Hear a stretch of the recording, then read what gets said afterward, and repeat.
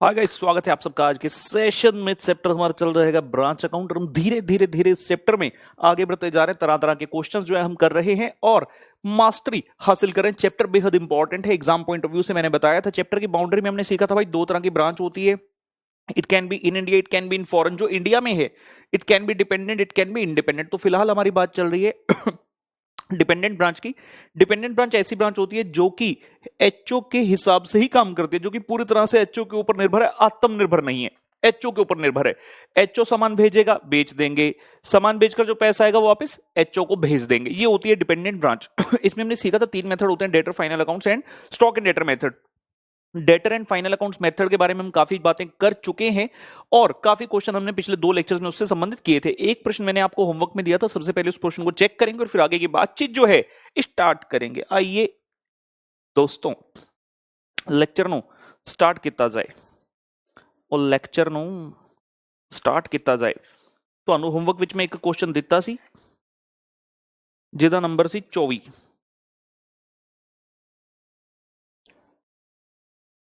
कड़ लो जरा 24 number question जरा कड़ लो अपनी अपने होमवर्क के register which. Mister Chenna Swamy of Chennai trades in refined oil and ghee. तो ये कौन हो गया? हेड ऑफिस हो गया। It is a branch at Salem. He dispatches 30 ton of refined oil this और घी के इतना इतना फर्स्ट ऑफ एवरी मंथ। और branch has incurred expenditure of 45,890 which is met out of its collection. This is in addition to expenditure directly paid by the HO. हमने जब class के अंदर क्वेश्चन किया था ये वाला खर्चा ना दिया नहीं हुआ था, मैंने आपको एडिशनल रिक्वायरमेंट बताई थी कि ऐसे हम इसको निकाल सकते हैं, लेकिन यहां दिक्कत नहीं, क्वेश्चन ने खुद ही बता दिया। Following are the other detail, head office और ब्रांच का purchases, direct expenses, sales, collection और रेमिटेंस एक्सेट्रा दिया गया। चेन्नई हेड ऑफिस के ओपनिंग क्लोजिंग बता दी, उसके सालिम ब्रांच ऑफिस के भी ओपनिंग क्लोजिंग बता दिए। एडिशनल इन्फॉर्मेशन में बिल्डिंग में एक एडिशन हुआ जो कि सिर्फ एचओ में है एसेट, ब्रांच में ये बिल्डिंग नहीं है। डेप्रिसिएशन ग्रेड बता दी और ब्रांच मैनेजर का पॉइंट मैंने जाते हुए बताया था 10% commission on the overall profits. General manager की सैलरी और जनरल एक्सपेंसेस है, ठीक है। सबसे पहले एचओ की बुक्स में हमें कहा गया था ब्रांच अकाउंट बनाने के लिए, लीजिए in the books of mister Chenna Swamy head office the branch account, मतलब डेटर्स मेथड करना है। To balance brought down, opening balances आगे जो कि क्वेश्चन में हमें प्रदान किए गए। Stock of refined oil 22,500, stock of ghee 40,000, sundry debtors 1,80,000, cash in hand 25,690 और फर्नीचर फिक्सचर 23,800। ये सारी फिगर्स क्वेश्चन के अंदर दी गई। To goods sent to branch, question के फर्स्ट पैराग्राफ से पता चलता है कि जो छैना स्वामी जी हैगे हैं और रिफाइंड ऑयल भेजते हैं 30 टन, देखिएगा 30 टन भेजते हैं, 30 टिन, टिन टिन मतलब डिब्बा, पिप्पा, पिप्पा। ये बच्चे सोच रहे हैं कि पिप्पा क्या है, ये हरियाणा और पंजाब वाले बच्चों को पता होगा। जो टिन होता है बड़ा सा उसको पिप्पा बोलते हैं। अरे पिप्पा ले इंगे नू 30 टन है, 1,500 रुपए का एक टिन है और 12 महीने, क्योंकि पूरे साल का डाटा, तो 5,40,000 का फिगर आ गया। और घी कितना भेजा? क्यों? देसी क्यों 20 टिन, एक टिन है 5,000 रुपया, 12 महीने 12 लाख रुपए। To bank expenses paid by HO 76,800, ये आपको पहले वाली टेबल के अंदर लिखकर बताया गया। Expenses paid by HO for the Salim branches 76,800। उसके बाद हम जानते हैं डेटर्स मेथड के अंदर बाय बैंक रेमिटेंस का पॉइंट होता है जिसमें कैश सेल करते हैं, कैश कलेक्टेड फ्रॉम डेटर और माइनस अगर आपने कोई खर्चा खुद से किया हो। लेकिन हमें दिक्कत नहीं रही क्योंकि पहले टेबल की अंतिम आइटम में क्लियरली दिया गया remittance by branch to head office. Question ने खुद ही बताया 19,50,000 रुपए का आपने रेमिटेंस दिया। उसके बाद क्लोजिंग बैलेंसेस आ गए, क्वेश्चन में दिए हैं काफी सारे। तो भाई रिफाइंड ऑयल का दिया पुत्र 19,500, स्टॉक ऑफ घी 90,000, डेटर्स और कैश इन हैंड का क्वेश्चन मार्क है वो हम खुद से निकालेंगे। और फर्नीचर फिक्सचर का दिया 21,420। तो डेटर्स का निकालने के लिए वर्किंग नोट 1 पर चलते हैं। मीमो डेटर्स अकाउंट हमने बनाया। ओपनिंग बैलेंस क्वेश्चन ने दिया टू बैलेंस ब्रॉट डाउन 1,80,000 रुपए। और जब लिखा सेल्स, ये हमने क्लास में भी पॉइंट सीखा था, डेटर्स के अंदर आता है सिर्फ क्रेडिट सेल, लेकिन क्वेश्चन में हमें क्रेडिट सेल ना अलग से बताई नहीं और ना ही कोई तरीका दिया कि मैं निकाल सकूं। तो हमने टोटल सेल जो है जिसके अंदर ये देखिए, एक तो है आपकी रिफाइंड ऑयल की 5,95,000 और 14,50,000 है घी का, इन दोनों को ऐड किया तो ये टोटल सेल आ गया। This is the total sale, it is cash plus credit. ये कैश प्लस क्रेडिट वाली सेल है जी। ऑन दी अदर साइड हम जानते हैं क्या लिखते हैं हम, कैश रिसीव्ड फ्रॉम डेटर, लेकिन यहां पर जो ये कैश लिखे हैं हमने टोटल कलेक्शन लिखी हुई है। क्वेश्चन ने इसी तरह से बताया collection during the year including cash sale, यानी कि ये जो कैश की फिगर है it is cash sales plus collection from debtors, ये डेटर्स का पैसा भी इसमें जुड़ा है। And as we saw in class, क्योंकि कैश सेल दोनों तरफ है तो ये इवेंचुअली कैंसिल हो जाती है और आपके पास जो डेटर्स की फिगर है वही अल्टीमेटली बचती है। लेकिन इस क्वेश्चन को करना ऐसे ही है क्योंकि और कोई तरीका नहीं है, और ये पॉइंट बेहद इंपॉर्टेंट है। ऐसा करने से आपके पास बैलेंस कैरी डाउन आ गया, closing balance of debtor. Question में कोई discount, cell return, bad debt वगैरह कुछ भी नहीं है, तो मीमो डेटर में सिर्फ इतने ही आइटम्स बेटा आती हैं। 2,10,000 की मीमो डेटर से फिगर आई, जिसको जाकर आप लोगों ने ऊपर लिख देना डेटर्स के क्लोजिंग बैलेंस के सामने 2,10,000। सिमिलरली कैश इन हैंड की बात करते हैं। क्वेश्चन में जो कैश दिया है cash in hand, opening balance बताया गया 25,690, ठीक है। कलेक्शन कितना हुआ, कैश अकाउंट का सिंबल्स रूल है, जहां जहां से पैसा आया डेबिट कर दो, जहां जहां गया क्रेडिट कर दीजिए। तो कलेक्शन हुई थी जी टोटल मिलाकर 20,15,000, इसके अंदर कैश सेल भी है और कलेक्शन फ्रॉम डेटर भी है। आपने रेमिटेंस कितना किया, क्वेश्चन आगे लिखता है remittance by branch to HO, मतलब हमारे यहां से पैसा चला गया ब्रांच से, तो बाय रेमिटेंस आ गया पुत्र 19,50,000। और कहां गया पैसा, पहले पैराग्राफ में बताया था क्वेश्चन है the branch has incurred expenditure of 45,890, तो ये खर्चा क्वेश्चन ने हमें दिया है और इसकी बदौलत हम ये बैलेंस कैरी डाउन निकाल सकते हैं 44,800। जो हमने क्वेश्चन इससे संबंधित क्लास में किया था ना, उसमें कैश का ओपनिंग क्लोजिंग दोनों दिए गए थे, तो हमें ये अकाउंट बनाने की आवश्यकता पड़ी नहीं। लेकिन इस क्वेश्चन में जो होमवर्क में मैंने दिया आपको, क्वेश्चन ने क्लोजिंग बैलेंस दिया ही नहीं, तो आपको बनाना ही पड़ना था कैश अकाउंट, और वहां से फिगर आनी थी 44,800 की, जिसे जाकर हम लिख देते ब्रांच कैश इन हैंड के क्लोजिंग के सामने 44,800। बैलेंसिंग करने के लिए टोटल क्या 23,35,720, and the balancing figure appears on the debit side with the name net profit 2,26,930 रुपए, 2,26,930 guys. I hope must be correct for all the students. तो question की फरमाइश दोस्तों एक तो ये थी, और दूसरे क्वेश्चन ने कहा था छेन्ना स्वामी the trading and P and L account बना दो, मतलब फाइनल अकाउंट्स मेथड भी कर लेना है फॉर द हेड ऑफिस। ये लीजिए, in the books of mister Chenna Swamy head office trading and P and L account for the year ending 31st of March 2016। सबसे पहले आ गया ओपनिंग स्टॉक, जो ट्रेडिंग के रूल्स है। रिफाइंड ऑयल का दिया गया 44,000 और घी का दिया गया 10,65,000। क्लोजिंग स्टॉक भी इसके सामने लिखा हुआ है, रिफाइंड ऑयल का 8,90,000 और घी का 15,70,000। उसके अलावा क्वेश्चन ने फर्स्ट टेबल में बताया परचेजेस, रिफाइंड ऑयल का परचेजेस 27,50,000 और घी का परचेजेस 48,28,000। डायरेक्ट एक्सपेंसेस बताए चेन्नई हेड ऑफिस के लिए 6,35,800। एक मिनट जी, क्वेश्चन ने डायरेक्ट एक्सपेंसेस बताए, क्या हुआ कैसे हुआ ये चल जा रे।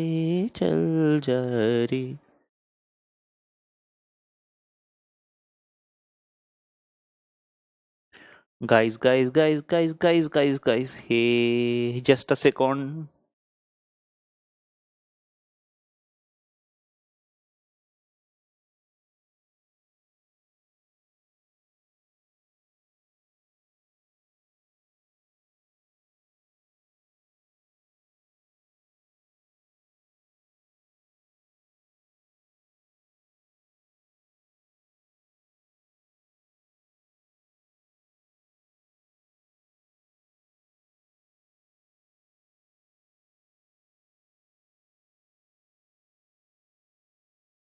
चलिए जी, डायरेक्ट एक्सपेंसेस कह रहे थे हम 6,35,800 दिए गए, और सेल्स रिफाइंड ऑयल का 24,10,000 और घी के लिए 38,40,500। क्योंकि ट्रेडिंग पी&एल बना रहे हैं, आपने जो परचेजेस किया, क्या सारा सामान आपके पास अवेलेबल है सेल करने के लिए? जी नहीं, आपने इसमें से कुछ सामान तो सालम ब्रांच को भेज दिया। तो by good send to branch, refined oil 5,40,000 का और घी 12 लाख का। ये फिगर्स हमें कहां से मिली, ये देखिए हमने यहां पर लिखी थी ये फिगर्स, रिफाइंड ऑयल 540 का और घी 12 लाख रुपए का।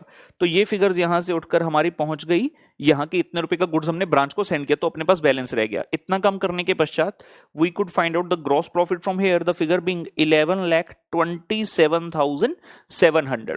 ये ग्रॉस प्रॉफिट कैरिड डाउन किया हमने और आगे ब्रॉट डाउन कर दिया P&L में बाय ग्रॉस प्रॉफिट 1127,700 और याद रखें जो ब्रांच का प्रॉफिट है वो यहां ट्रांसफर करेंगे।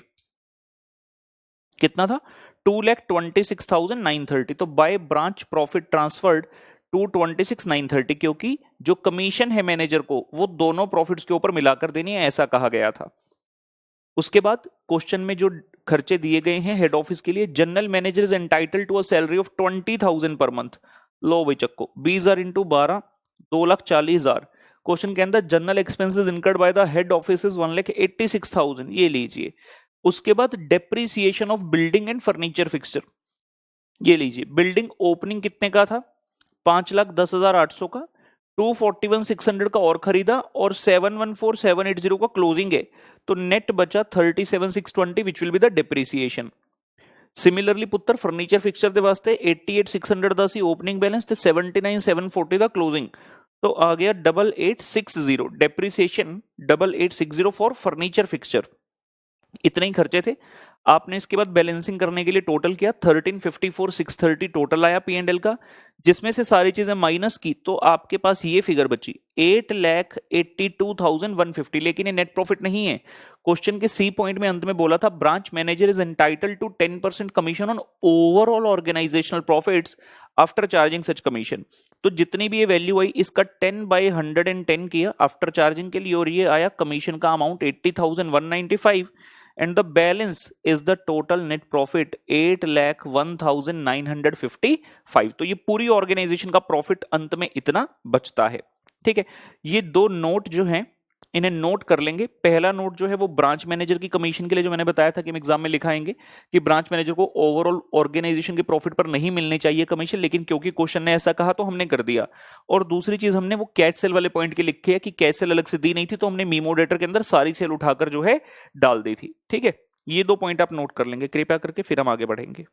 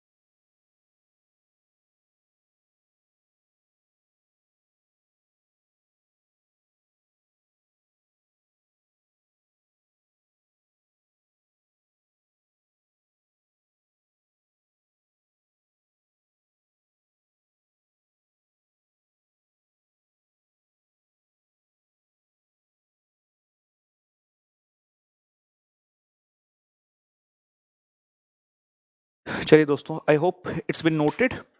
क्लास का कार्यक्रम जो है स्टार्ट किया जाए।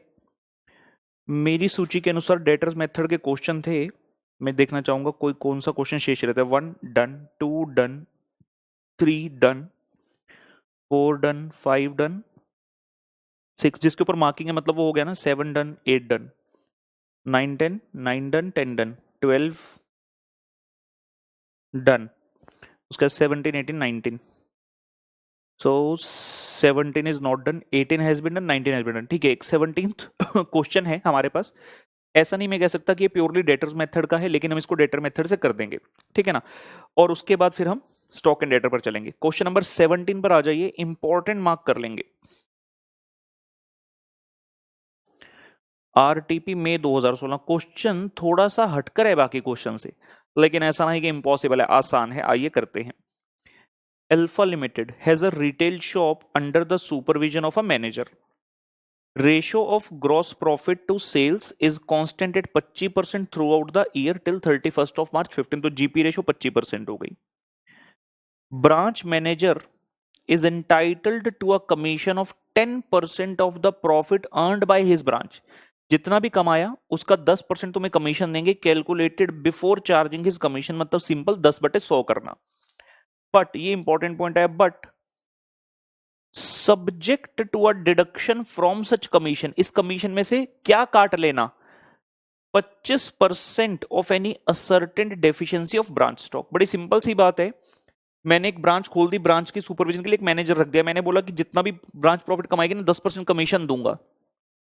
अब कमीशन दे रहा हूं अच्छे काम के लिए कि ठीक है भाई तूने प्रॉफिट किया, कमीशन दे रहा हूं सो दैट वो मोटिवेटेड रहे, लेकिन साथ ही साथ अगर उसकी किसी खामी की वजह से कोई लॉस हो गया या फिर लेट्स से लॉस हो गया, वो आइडेंटिफाई नहीं कर पाया, तो इसके लिए भी तो वही जिम्मेवार है, तो मुझे लेसन सिखाना होगा। तो मैंने कहा अगर मैं इस चीज को कंट्रोल ना किया तो ये तो लॉस करता रहेगा। तो हमने क्या बोला कि हम डिडक्ट करेंगे फ्रॉम द कमीशन, जितनी भी तेरी कमीशन बनी उसमें से डिडक्ट करेंगे क्या, 25% of any ascertain deficiency of branch stock, मतलब जो भी स्टॉक में डेफिशिएंसी निकलेगी, मतलब मान लो इतना ओपनिंग था, इतना हमने और भेजा तो टोटल इतना हो गया, उसमें से डैश सेल कर दिया तो बाकी क्लोजिंग बचना चाहिए।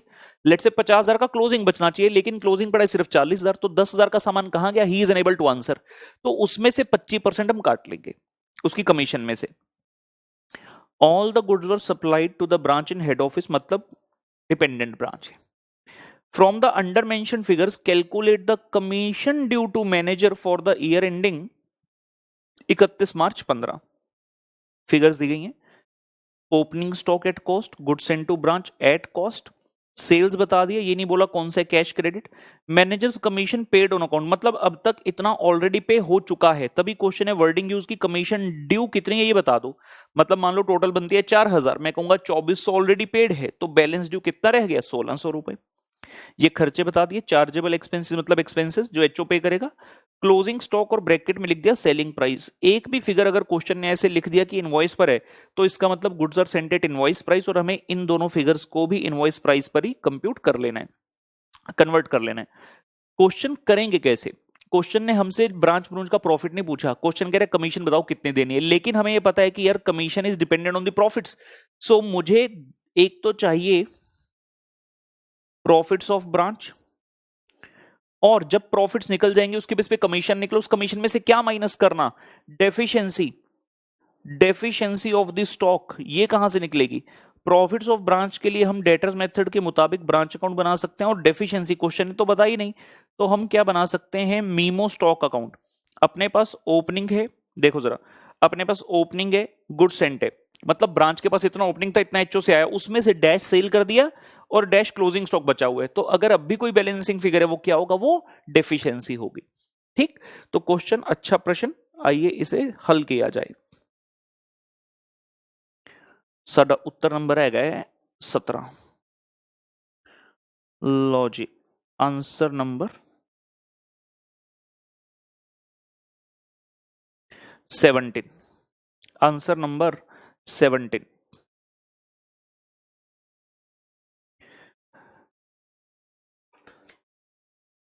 Alpha limited,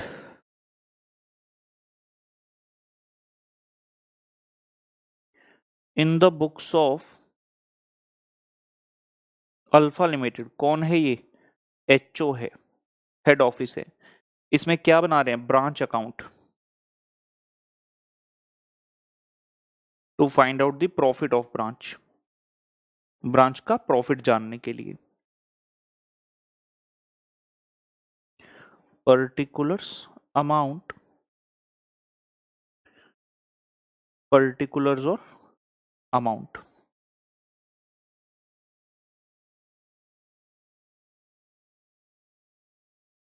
to balance brought down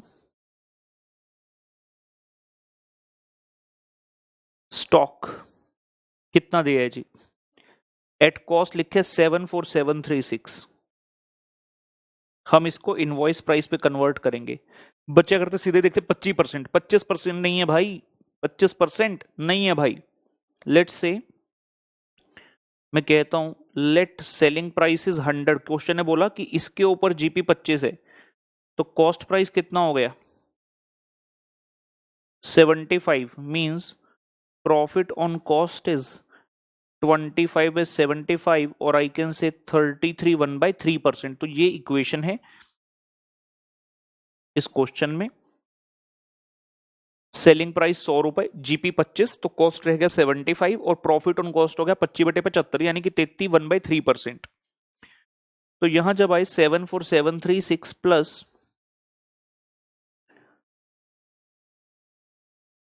33 1/3%,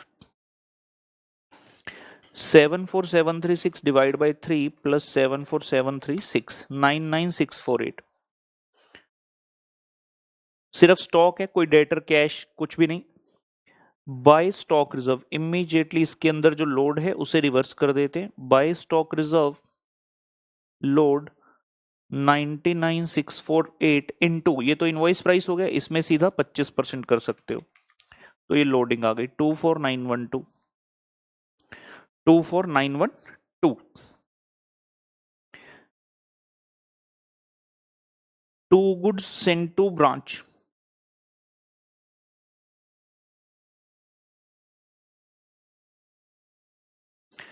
to goods sent to branch कितना है जी 289,680, और ये भी कॉस्ट पर है तो इसे भी तब्दील कर लेते हैं। 289,680 डिवाइड बाई 3 प्लस 289,680, 386,240, 386,240 और by goods sent to branch का loading,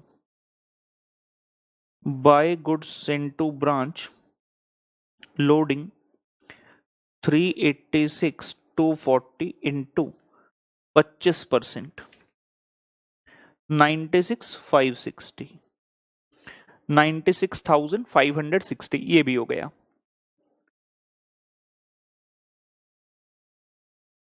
to bank expenses paid by HO, किस नाम से दिया है चार्जेबल एक्सपेंसेस। डिपेंडेंट ब्रांच है, ऑब्वियस है, खर्चे आपके बिहाफ पे एचओ पे करेगा, या ऐसे कह लो कि एचओ पैसे भेजेगा तभी आप पे करोगे, ये भी हो गया। उसके बाद आता है जी by bank remittance to HO, यहां सीखने वाला पॉइंट, अच्छा पॉइंट। रेमिटेंस टू एचओ में हम क्या चीज लिखते हैं, या तो कैश सेल होता है, या तो का मतलब दो चीजें होती हैं, कैश सेल और रिसिप्ट फ्रॉम डेटर। अभी इस क्वेश्चन में उसने आपको ये बोला ही नहीं कौन सी सेल है, मेरे पास एक ऑप्शन है, मैं उसे कैश सेल मान लेता हूं, सीधा 361,280 लिख देता हूं। अगर मान लो मैं उसे कैश सेल मानता हूं तो I will straight away write down 361,280। बच्चा कहता नहीं सर मैंने कैश सेल नहीं माना, मैंने क्रेडिट सेल मानना है। अगर आप क्रेडिट सेल भी मानोगे, डेटर अकाउंट बनाओगे, ना कोई ओपनिंग बैलेंस ना कोई क्लोजिंग बैलेंस, जितना क्रेडिट सेल्स उतना ही रिसिप्ट हो गया, उतना ही रिसिप्ट हो गया। तो anyhow this figure has to be same, 361,280 ही आएगा ब्रांच अकाउंट में क्रेडिट साइड पर रेमिटेंस में, चाहे कैश सेल मानो चाहे उसको क्रेडिट सेल मानो, तब भी वही बात आ जाएगी। ठीक है, तो इसकी जगह हम यहां लिख देते हैं cash sale oblique receipt from debtor, as no opening and closing balance of debtor, so credit sales is equal to receipt from debtors। क्योंकि कोई ओपनिंग क्लोजिंग बैलेंस नहीं है तो credit sale is equal to receipt from debtor, कोई tension नहीं हुई उसमें। तो ठीक हो गया, 361,280 का सेल्स भी डन हो गया। और क्या रहता है, ब्रॉड डाउन हो गया, उसका स्टॉक रिजर्व हो गया, गुड्स इनटू ब्रांच उसका लोडिंग हो गया, एक्सपेंसेस हो गए, रेमिटेंस हो गया। अब आएगा जी carried down, by balance carried down.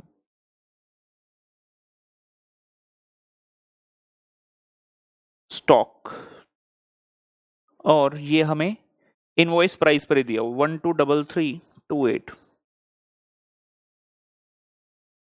123328।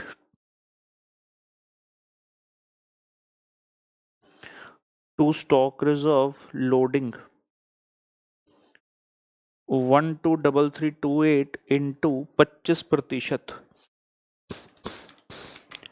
30832, 30832। सारी आइटम्स कर लेने के पश्चात टोटल किया जाएगा और फाइनली प्रॉफिट जो है कंप्यूट करेंगे। 123328 प्लस 3601 प्लस 96560 प्लस 24912, 606080, 606080, 99648, 386240, 49120 एंड 30832। ये आ गया बेटर 2।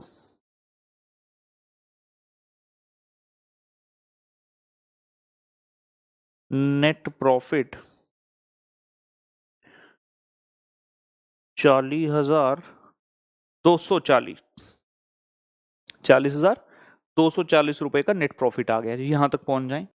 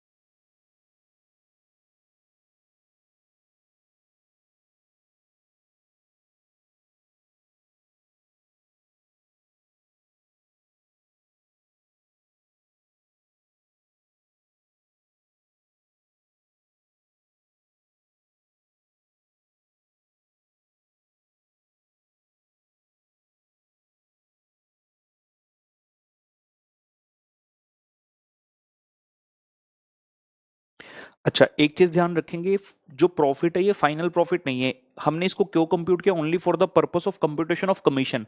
अदरवाइज तो देखा जाए कमीशन भी तो यहीं पर आती है ना, कमीशन भी तो यहीं पर आती है। तो हम इसको लिखेंगे, इसके ब्रैकेट में लिख देता हूं, कंप्यूटेड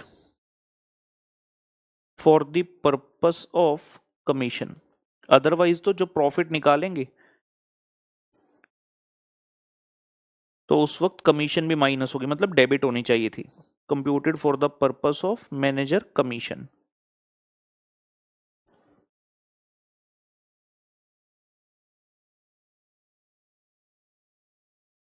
$40,240 का प्रॉफिट आ गया for the purpose of manager commission. तो हमारा पहला भाग डन हो गया कि प्रॉफिट निकाल लिया। अब हमें क्या निकालना है? Shortage of stock. तो हम बनाते हैं मीमो स्टॉक अकाउंट। क्वेश्चन की वर्डिंग क्या थी?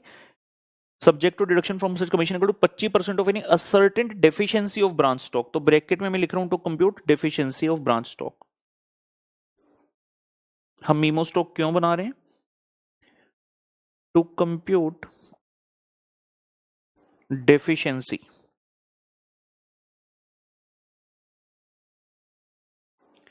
Particulars amount, particulars and amount. Memo stock तो हमने बहुत बार अब बना लिया, बाएं हाथ का खेल। Starting with the opening balance, to balance brought down, then here it shall be to goods into branch बच्चे, then by sales and by balance carried down, और यहां पर बैलेंसिंग फिगर आएगी बाय डेफिशिएंसी। बाकी सभी figures अपने पास हैं। Balance brought down 99648, याद रहे इनवॉइस प्राइस पर बनता है ये memo stock account 99648। Goods into branch 386240, 386240, sales 361280 और closing stock 123328। So we can now compute the deficiency of stock from here. 99648 plus 386240, 485888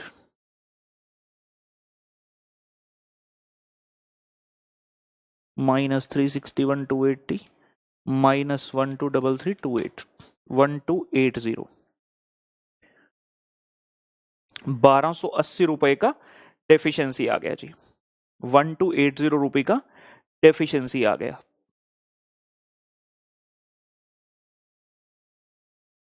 and memo stock कैसे बन रहा है? At invoice price. हमारा प्रेफरेंस हमेशा ये होता है इनवॉइस प्राइस पर बनाना, लेकिन अगर बाय चांस क्वेश्चन में इनवॉइस प्राइस है ही नहीं, मतलब एचओ भेजता है ब्रांच को एट कॉस्ट, तो हम इसको पूरे कॉस्ट पर भी बना सकते हैं। ऐसा हमने कई प्रश्नों में किया भी है पीछे, ठीक है ना। बस अल्टीमेटली ऑब्जेक्टिव ये कि सारी फिगर्स का बेस सेम होना चाहिए, अदरवाइज तो गलत हो जाएगा भाई। तो दोनों चीजें हमारी होगी, प्रॉफिट आ गया जिसके ऊपर कमीशन होगा, और डेफिशिएंसी आ गया जिसका 25% कट लगेगा, ठीक है ना, पेनल्टी एक तरह से लगेगी। तो आइए स्टेटमेंट शोइंग, क्वेश्चन की लैंग्वेज क्या है, find out the commission due to manager. Statement showing commission due to manager, statement showing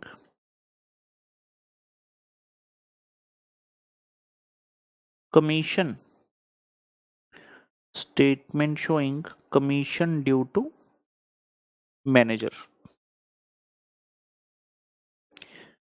serial number, particulars, computation and amount. Number 1, commission of 10% of profit earn, तो इसका नाम रख दे gross commission. Gross commission, profits का 10%, profits कितने निकाले थे हमने 40,240, तो इसका 10% 4,024। देखो ब्रांच अकाउंट से देख कर आओ, 40,240 का प्रॉफिट आया था 40240, तो इसके ऊपर 10% देना। मैंने इसे ग्रॉस वर्ड क्यों लिखा, क्योंकि अभी इसमें से माइनस होना है जी कुछ। Number 2, subject to deduction from such commission equal to 25% of any ascertained deficiency. Deduction for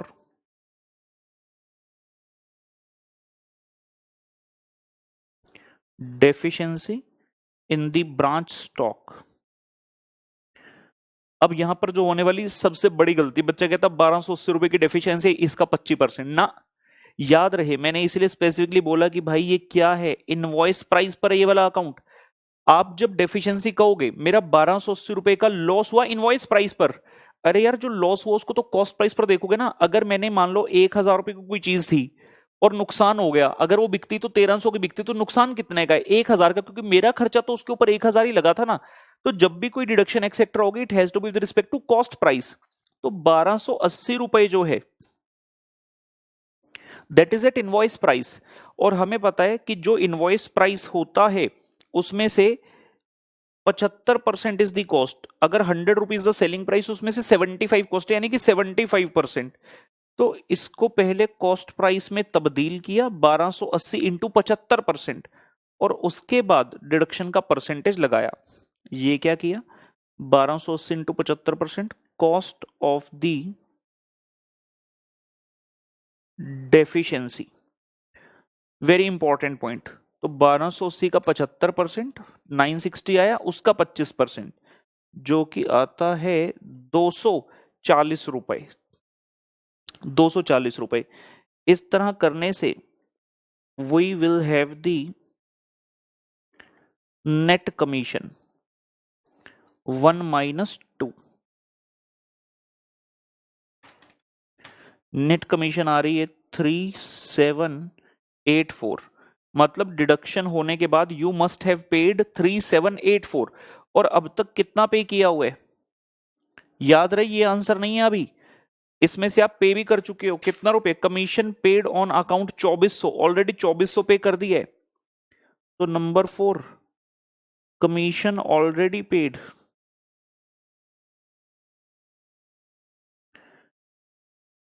given है क्वेश्चन में 2400 रुपए, तो फाइनली आया commission due to manager.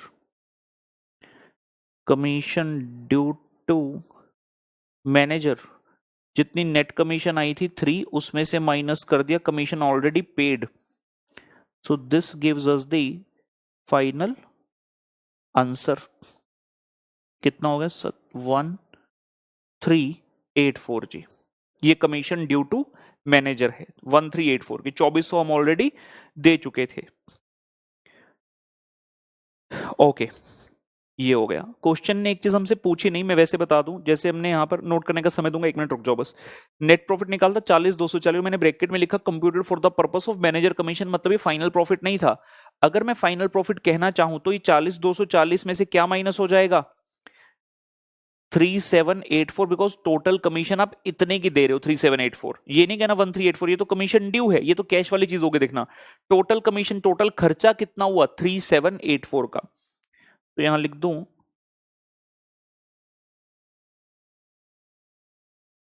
Additional, एक एडिशनल काम कर रहे हैं, not asked by question. Final net profit of branch is equal to 40,240 minus 3784, 36456। अगर क्वेश्चन पूछता तो ये आंसर हमारा होता फाइनल नेट प्रॉफिट का। Additional means not asked by question. चलिए जी, कंप्लीट करें यहां तक।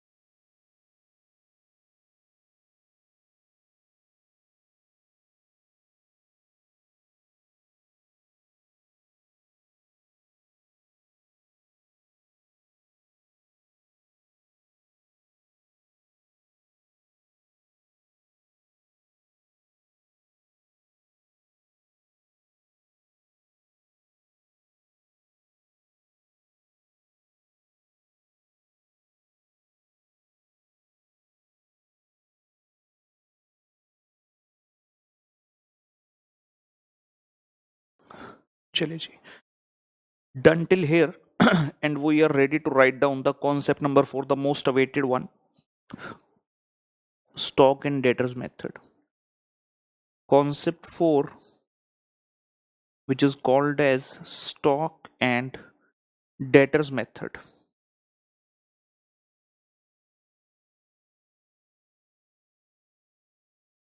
Let's give it a heading, stock and debtors method. हमने सीखा था डिपेंडेंट ब्रांच के अंदर जब गुड्स सेंड किए जाते हैं by the head office either at cost price और एट इनवॉइस प्राइस, प्रॉफिट निकालने के 3 मेथड्स है अपने पास, डेटर मेथड, फाइनल अकाउंट्स और स्टॉक एंड डेटर. तीनों से आंसर सेम आता है, लेकिन फाइनल अकाउंट्स मेथड सबसे रेयरेस्ट है, एग्जाम में अक्सर पूछा नहीं जाता. एंड जब क्वेश्चन एग्जाम में आएगा ना बेटा, आपको क्लियर लिखकर बताएगा कौन से मेथड से करना है. अगर सिंपल बोल दिया prepare the branch account to find out profit, तो ब्रांच अकाउंट तो भाई कहां बनता है, only in debtor method, right. अगर लिख दे solve it as per stock and debtors method, मतलब ये वाला मेथड लगाना. अगर लिख दे prepare trading P and L account या solve as per final accounts, तो वो वाला मेथड हो गया. बट लेट्स एज्यूम क्वेश्चन ने सिर्फ इतना लिख दिया find out the profit, data दे दिया और लिख दिया फाइंड आउट द प्रॉफिट, बताया नहीं कौन सा मेथड करना, डेटर्स मेथड करना, फाइनल अकाउंट या स्टॉक एंड डेटर. तो बच्चे सोचते हैं तीनों में से कोई भी कर लें, लगता तो यही है, लेकिन आपको फाइनल अकाउंट्स मेथड नहीं करना है. But you are free to choose between debtors method and stock and debtor method. आपकी इच्छा, आप दोनों में से किसी भी मेथड से कर सकते हैं. स्टॉक एंड डेटर मेथड कहता क्या है, ये भी मेथड प्रॉफिट निकालेगा लेकिन थोड़ा अलग अंदाज से.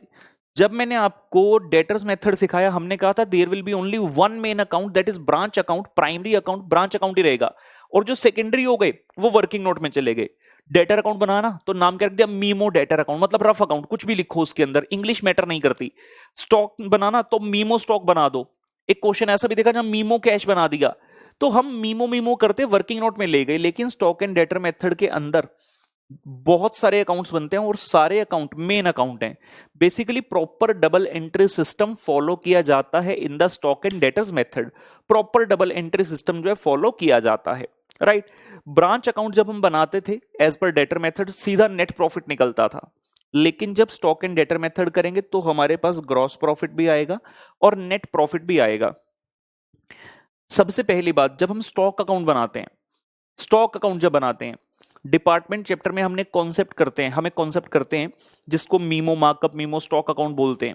वहां पर क्या होता है, आपका स्टॉक अकाउंट और मार्कअप अकाउंट जो होता है, मार्कअप अकाउंट में लोडिंग लोडिंग लोडिंग लिखते हैं और स्टॉक अकाउंट में सारा इनवॉइस प्राइस लिखा जाता है. तो उन दोनों को मैच करने के बाद क्या बनता है, ट्रेडिंग अकाउंट. सिमिलरली हम यहां पर क्या करेंगे, स्टॉक अकाउंट होगा, और जो लोडिंग होती थी, अभी क्या होता था, ब्रांच अकाउंट के अंदर ही लिख देते थे, डेबिट साइड पर लिखा to opening stock, by side stock reserve, to good sent, by good sent का लोडिंग. तो इस तरह से लोडिंग सेम अकाउंट में आता था. लेकिन स्टॉक एंड डेटर्स मेथड के अंदर जब स्टॉक अकाउंट बनाएंगे उसके अंदर लोडिंग नहीं आएगा. लोडिंग के लिए एक अलग से अकाउंट बनता है जिसका नाम होता है एडजस्टमेंट अकाउंट, उसका नाम होता है branch adjustment account. And branch P and L account बनता है नेट प्रॉफिट निकालने के लिए. एक ब्रांच डेटर्स अकाउंट बनाया जाता है और एक अलग से ब्रांच एक्सपेंस की जितने खर्चे हैं उनको ब्रांच एक्सपेंस अकाउंट में डाल दो.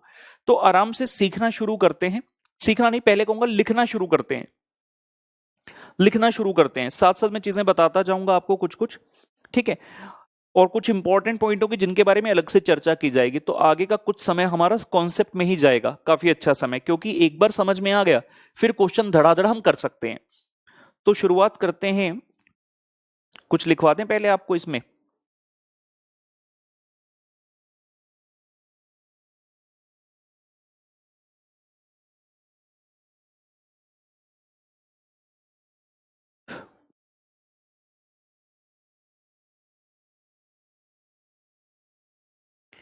as the branch is dependent as the branch is dependent, HO is still preparing the accounts of branch to find the profit. हम ये कह रहे हैं कि ब्रांच तो डिपेंडेंट है ही है, तो HO अभी भी, मतलब अभी भी सिर्फ HO ही है जो ब्रांच के अकाउंट्स बना रहे हैं, किस लिए, to find out the profit.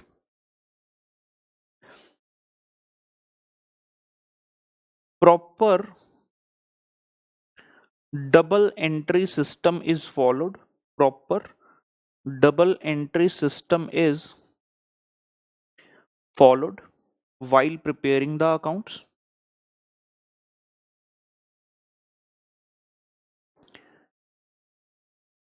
proper double entry system is followed while preparing the accounts?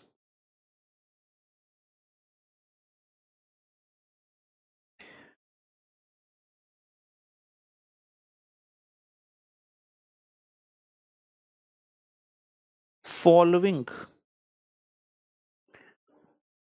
accounts are prepared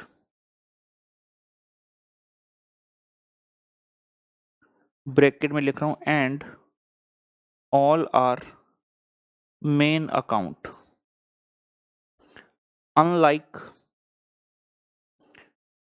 debtors method where only one account was main,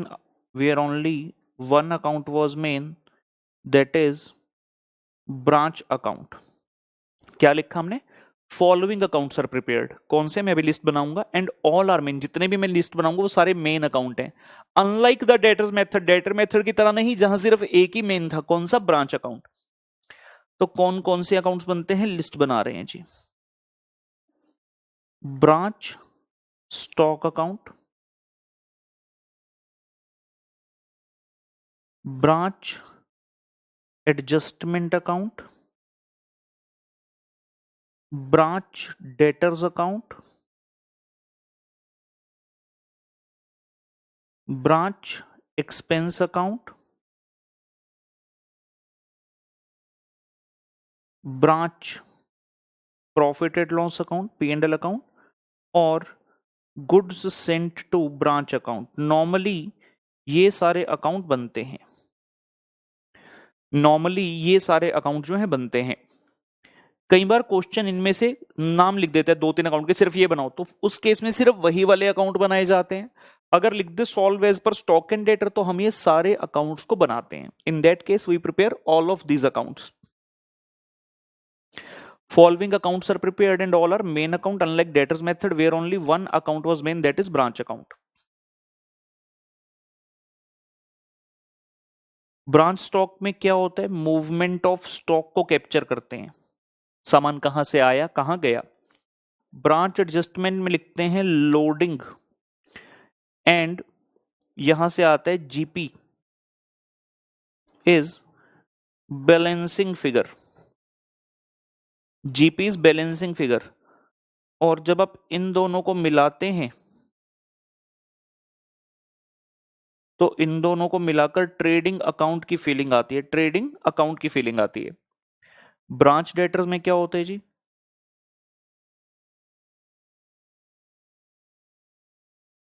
details of debtors, जैसे कि credit sale हो गया, कितना पैसा आया, कितना discount, कितना sales return, कितना बैड डेट. एक्सपेंसेस इनकर्ड की डिटेल आती है ब्रांच एक्सपेंस में. ब्रांच P&L होता है to find net profit.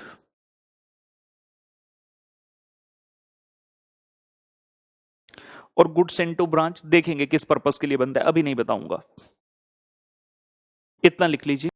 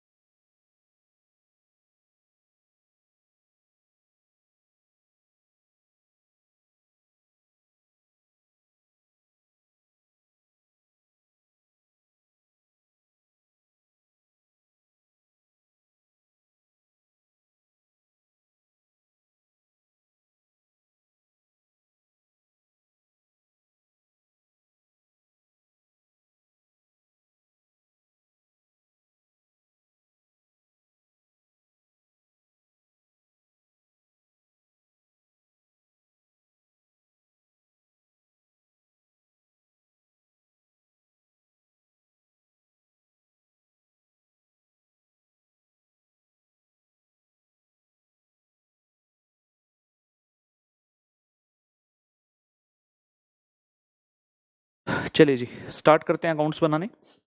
Let us write down सबसे पहले branch stock account. Branch stock account, particulars amount, particulars and amount. पूरे डबल एंट्री सिस्टम के अकॉर्डिंगली मैं आपको सिखा दूंगा ये, तो आगे क्वेश्चन में दिक्कत नहीं आएगी।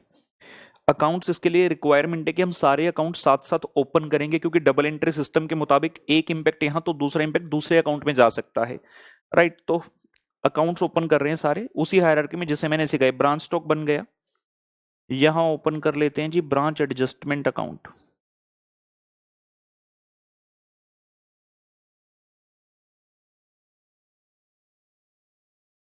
यहां ओपन कर लेते हैं branch adjustment account.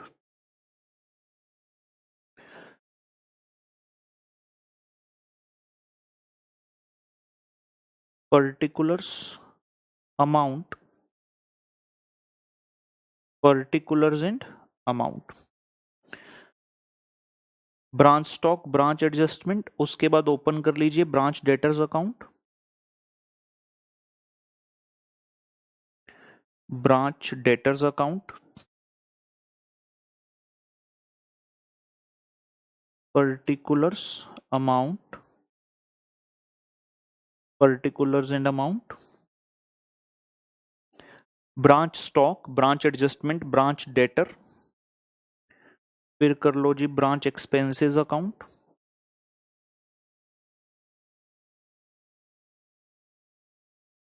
Branch expense account,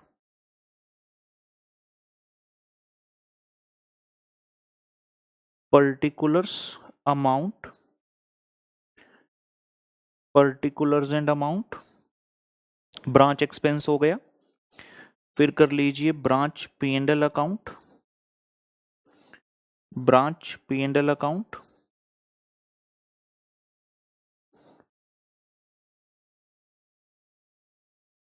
particulars amount, particulars and amount. Branch P and L हो गया, और अंत में क्या बताया था, गुड्स इनटू ब्रांच अकाउंट। अंत में लिख देंगे एक गुड्स इनटू ब्रांच अकाउंट। ये 6 अकाउंट जो हैं हिस्सा रहेंगे स्टॉक एंड डेटर्स मेथड का। Particulars amount, particulars and amount पुत्र। एक कुड़ी कुड़ी कुड़ी कुड़ी शहर दी कुड़ी सामने रहिंदी ओए, सामने रहिंदी ओए।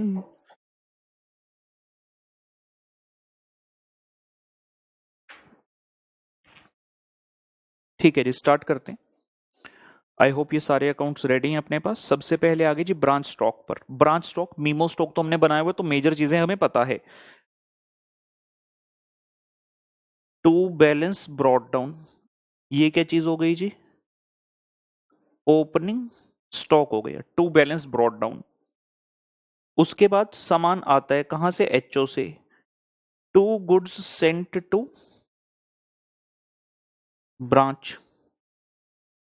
एचओ से सामान आ गया तो हमने कहा to goods sent to branch. HO कह रहा है, जब एचओ अकाउंट्स बना रहा है, कह रहा है हमने इतने रुपए के गुड्स भेजे थे, तो ब्रांच का स्टॉक बढ़ गया, to goods sent to branch. और याद रहे हमने goods sent to branch account बनाया है। Goods sent to branch account में क्या आ जाएगा, bye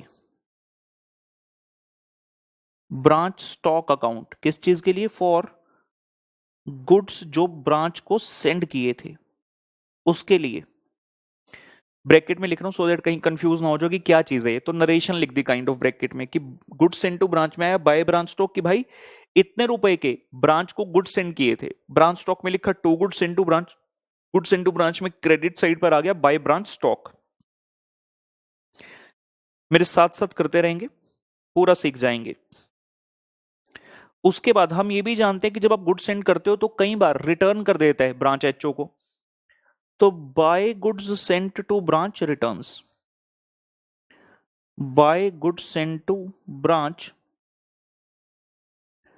return by branch to HO. ये एचओ ने ब्रांच को रिटर्न कर दिया। मैं सेम नाम लिख रहा हूं गुड्स एंड टू ब्रांच, तो आपको डबल एंट्री ज्यादा इजीली समझ आएगी। अदरवाइज आप यहां पर ये भी लिख दो ना, by goods returned to HO, तब भी ठीक है, कोई गलत नहीं कर सकता, सिर्फ डबल एंट्री मेंटेन करने के लिए। क्योंकि by goods and to branch लिखा तो goods and to branch account समझ आएगा आपको कि अच्छा ब्रांच स्टॉक में लिखा है by goods and to branch, तो गुड्स एंड टू ब्रांच में आएगा to branch stock. Goods and to branch में आ गया to branch stock account, goods returned by branch to HO, goods returned by branch to HO, ये goods into branch में जाकर लिख दिया। संग संग रहेंगे मित्रों दोस्तों।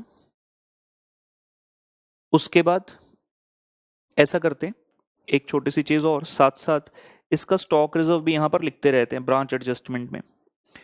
तो ओपनिंग स्टॉक का स्टॉक रिजर्व ये आ गया, स्टॉक रिजर्व ये क्या आया, लोडिंग इन ओपनिंग स्टॉक। इतना तो हम जानते हैं loading is always on the opposite side, तो ब्रांच स्टॉक में अगर ओपनिंग स्टॉक डेबिट है तो इसका लोडिंग क्रेडिट होगा। बस फर्क ये पड़ा कि लोडिंग को अलग अकाउंट में लेकर जा रहे हैं ब्रांच एडजस्टमेंट में। Similarly to goods into branch लिखा, यहां आ जाएगा by goods sent to branch, loading. Branch adjustment में लिख दिया by goods sent to branch loading, तो गुड्स सेंट टू ब्रांच में क्या आ जाएगा, goods sent to branch account में to branch adjustment.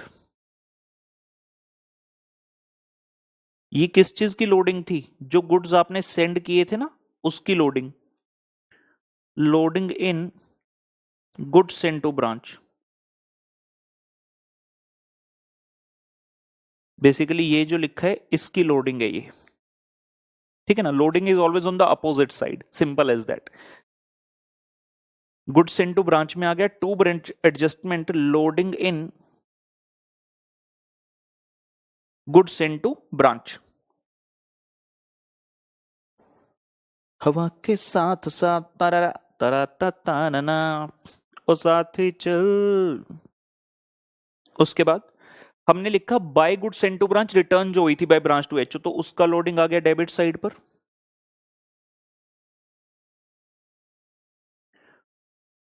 To goods sent to branch, loading in return by branch to HO. ये सिर्फ समझने के लिए मैं लिख रहा हूं, क्वेश्चन में नहीं लिखनी है वाली English. Returns by branch to HO की लोडिंग है ना। To goods sent to branch, ये क्या है, लोडिंग किसकी, return by branch to HO की। जो रिटर्न किया था ये उसका लोड आ गया। Loading is always on the opposite side, और गुड्स सेंट टू ब्रांच में लिखेंगे by branch adjustment account, by branch adjustment account. ये किसका लोडिंग है, इसका लोडिंग है जी। Loading in goods returned by branch to HO, loading in goods returned by branch to HO. लिखिए loading in goods returned by branch to HO.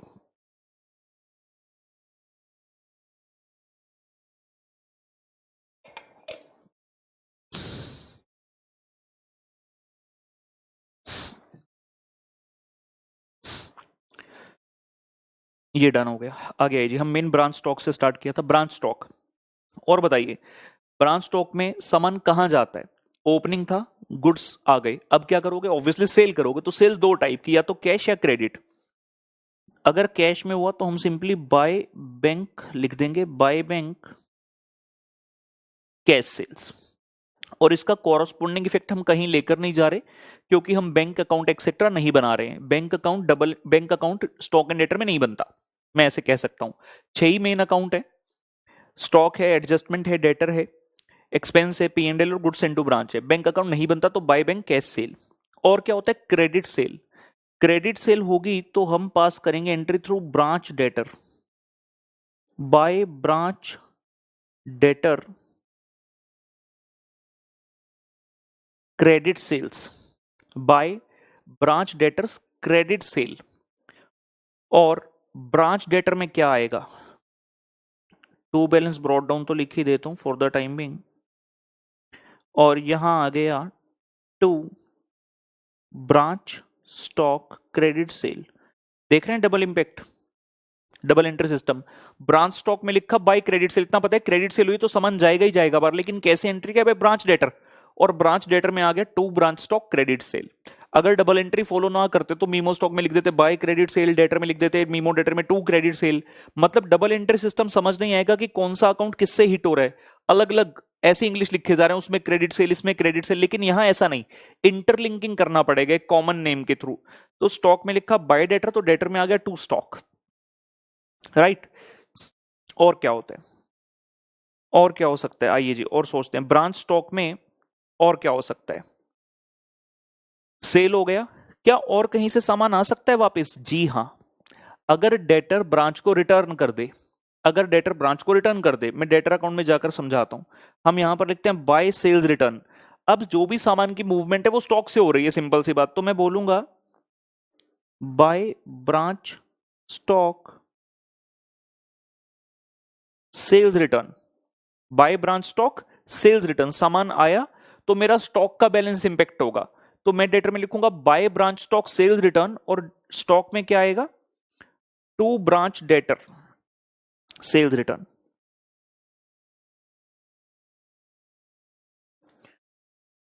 To branch debtors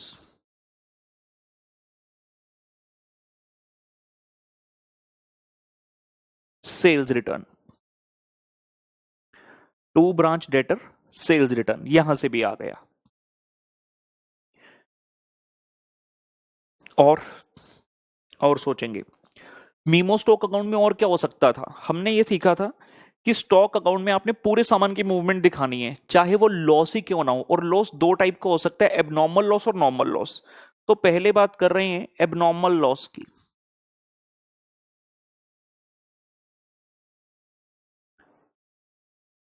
let us understand it carefully.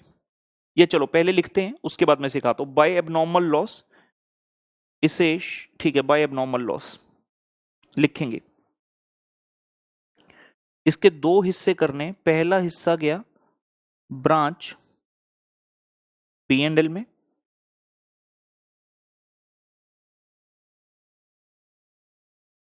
Cost of abnormal loss, और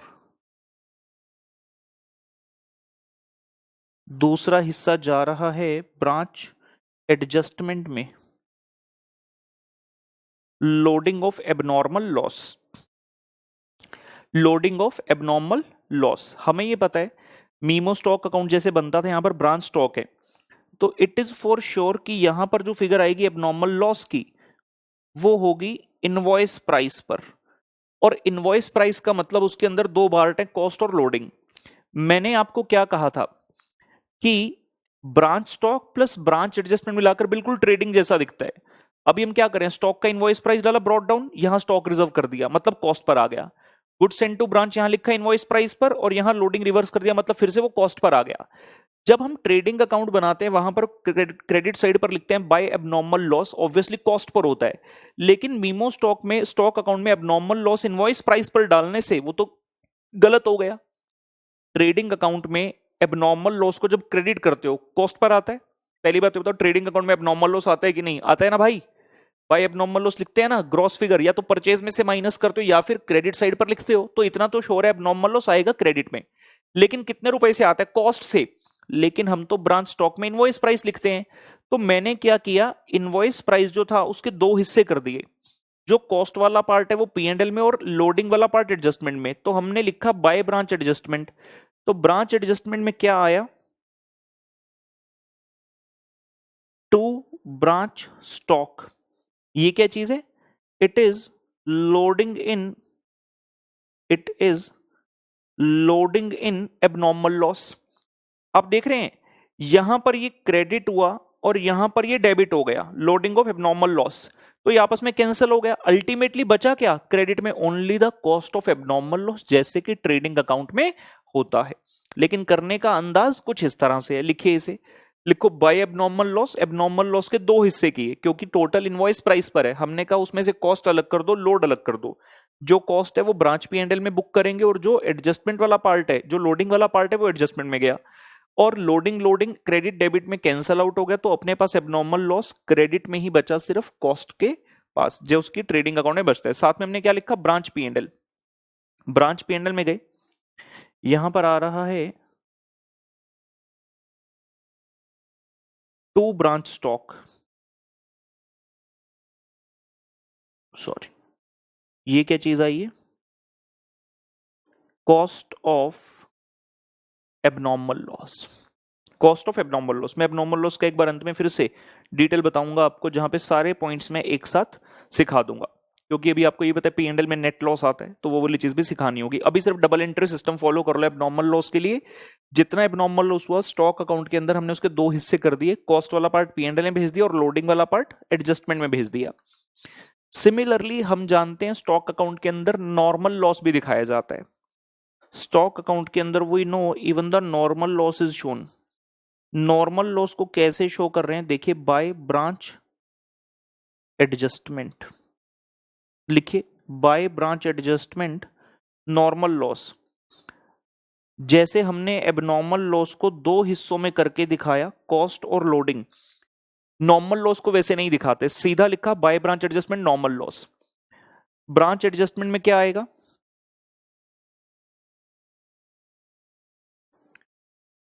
to branch stock,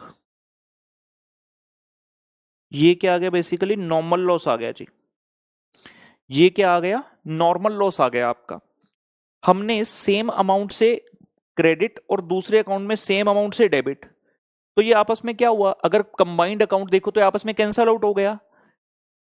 trading account जब बनाते हैं, क्या उसमें normal loss आता है? जी नहीं, तो यहां भी नहीं आना चाहिए। लेकिन स्टॉक तो कम हुआ उसके कारण, तो स्टॉक अकाउंट में क्रेडिट किया और कॉरस्पॉन्डिंगली एडजस्टमेंट अकाउंट में डाल दिया, तो ये हमारा डबल एंट्री सिस्टम भी कंप्लीट हुआ, और नॉर्मल लॉस की जो रिक्वायरमेंट थी स्टॉक अकाउंट की कि स्टॉक से कम होना चाहिए, वो भी हो गया, और ट्रेडिंग अकाउंट के मुताबिक नहीं आना चाहिए, तो वो भी डन हो गया हमारा पर्पस, क्योंकि क्रेडिट डेबिट करते हुए नलीफाई इंपैक्ट इसका हो गया। बेसिकली जैसे डिपार्टमेंट चैप्टर में मार्कडाउन करते थे, ये वही वाली चीज हो गई। मार्कडाउन को पहले स्टॉक में भी लिखते थे और फिर एडजस्टमेंट अकाउंट में लिखते थे, मार्कअप अकाउंट में, तो ये बिल्कुल उसकी तरह ही काम करता है। ये सारी चीजें स्टॉक अकाउंट में लिखने के बाद अल्टीमेटली आता है by balance carried down. By balance carried down is the closing stock. जैसे to balance brought down opening stock होता है, by balance carried down is closing stock.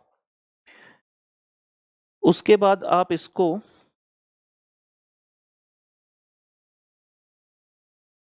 Balance करेंगे,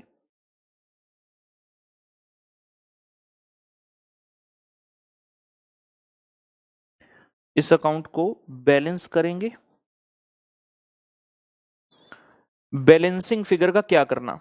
अगर डेबिट साइड पर आई तो हम कहेंगे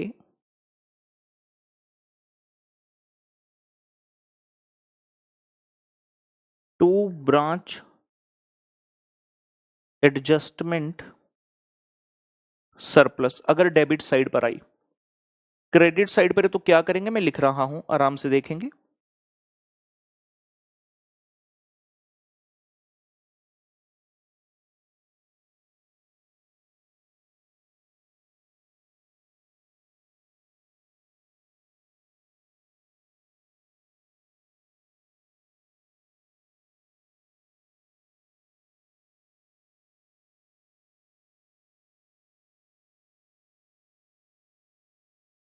बैलेंसिंग फिगर हम कह रहे हैं क्रेडिट पर आएगी कि डेबिट पर? अगर डेबिट में आई फिर तो सरप्लस मान लेना, जैसे मैंने अभी माना।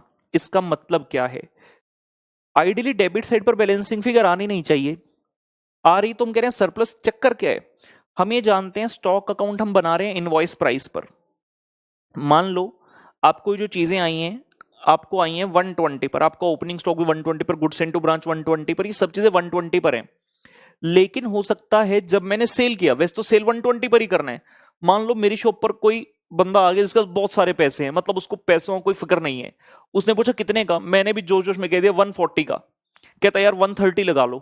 मैं खुश, मैंने तो 120 का बेचना था, बंदा सामने से कह रहा है 130 का दे दो, तो मैंने 130 का दे दिया। तो मतलब मेरी जो यहां पर ये सेल रिफ्लेक्ट हो रही है, ये 120 से कुछ ज्यादा पर हो गई, जिसकी वजह से थोड़ा एक्स्ट्रा पैसा मुझे मिला, मतलब कुछ सरप्लस मैंने अर्न किया। तो इस कारण डेबिट साइड पर बैलेंसिंग फिगर आ रही है। और क्योंकि हमारे प्रॉफिट की फिगर एडजस्टमेंट से निकलने वाली है ग्रॉस प्रॉफिट की, तो ये मेरा ग्रॉस प्रॉफिट का काम करेगा। अगर थोड़ा सा सेल मैंने बढ़ाकर बेचा तो इसकी वजह से मेरा जो प्रॉफिट है वो बढ़ गया। तो इसको हमने कहा ब्रांच एडजस्टमेंट में ले जाओ सरप्लस के नाम से। एक बार यहां लिख दे, by branch stock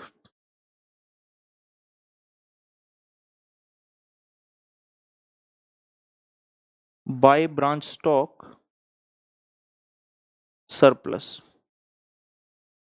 branch stock में लिखते हो to branch adjustment, branch adjustment में आ गया बाय ब्रांच स्टॉक सरप्लस। ठीक है, तो हम यहां पर थे, मैंने कहा अगर डेबिट साइड पे बैलेंसिंग फिगर आए तो इसे क्या मान लेना, सरप्लस मान लेना जी, अगर डेबिट साइड पर आया। अगर क्रेडिट साइड पर आया तो डिपेंड करता है, अगर क्लोजिंग स्टॉक नहीं दिया गया था क्वेश्चन के द्वारा तो आप बैलेंसिंग फिगर को क्लोजिंग स्टॉक मान लो।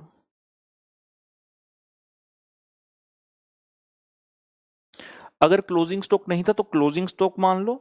और अगर क्वेश्चन में क्लोजिंग स्टॉक भी दिया है भाई, क्वेश्चन में क्लोजिंग स्टॉक भी दिया हुआ है लेकिन फिर भी बैलेंसिंग फिर क्रेडिट साइड पर आ रही है, तो उसे क्या मानना, इसको एबनॉर्मल लॉस मान लेना, इसको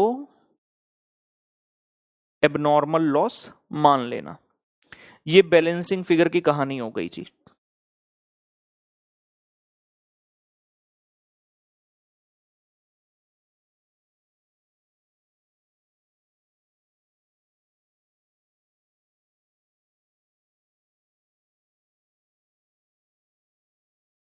ये बैलेंसिंग फिगर की कहानी हो गई, लिख लीजिए जहां तक।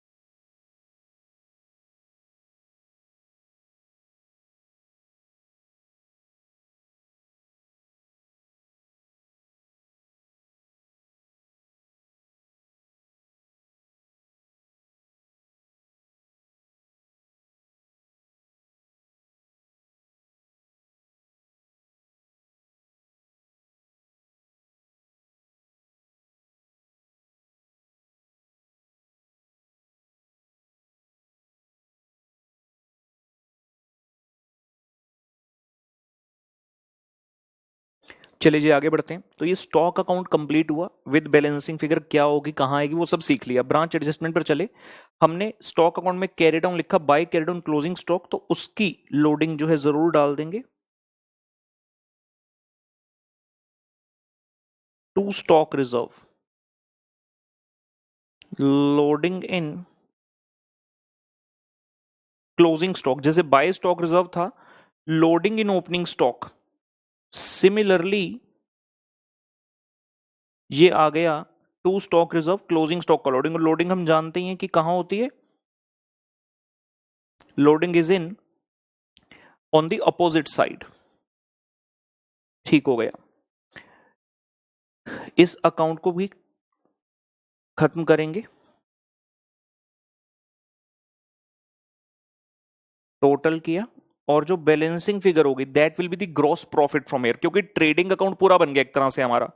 इन दोनों अकाउंट को मिला दूं स्टॉक प्लस एडजस्टमेंट को, तो ट्रेडिंग तैयार है। इसकी बैलेंसिंग फिगर को ले जाएंगे कहां, by branch P and L, क्योंकि ये क्या आ गया है, ग्रॉस प्रॉफिट। लिखिए जी, to branch P and L gross profit, to branch P and L gross profit. और ब्रांच पी एंड एल में जाकर लिख देंगे by branch adjustment gross profit.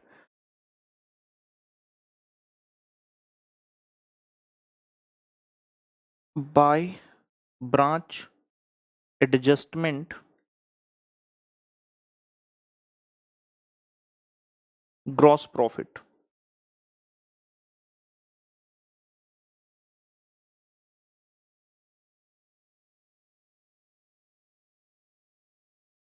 ठीक है जी, एक मिनट में इसको जरा सही कर दूं, ऐसे कर देते हैं।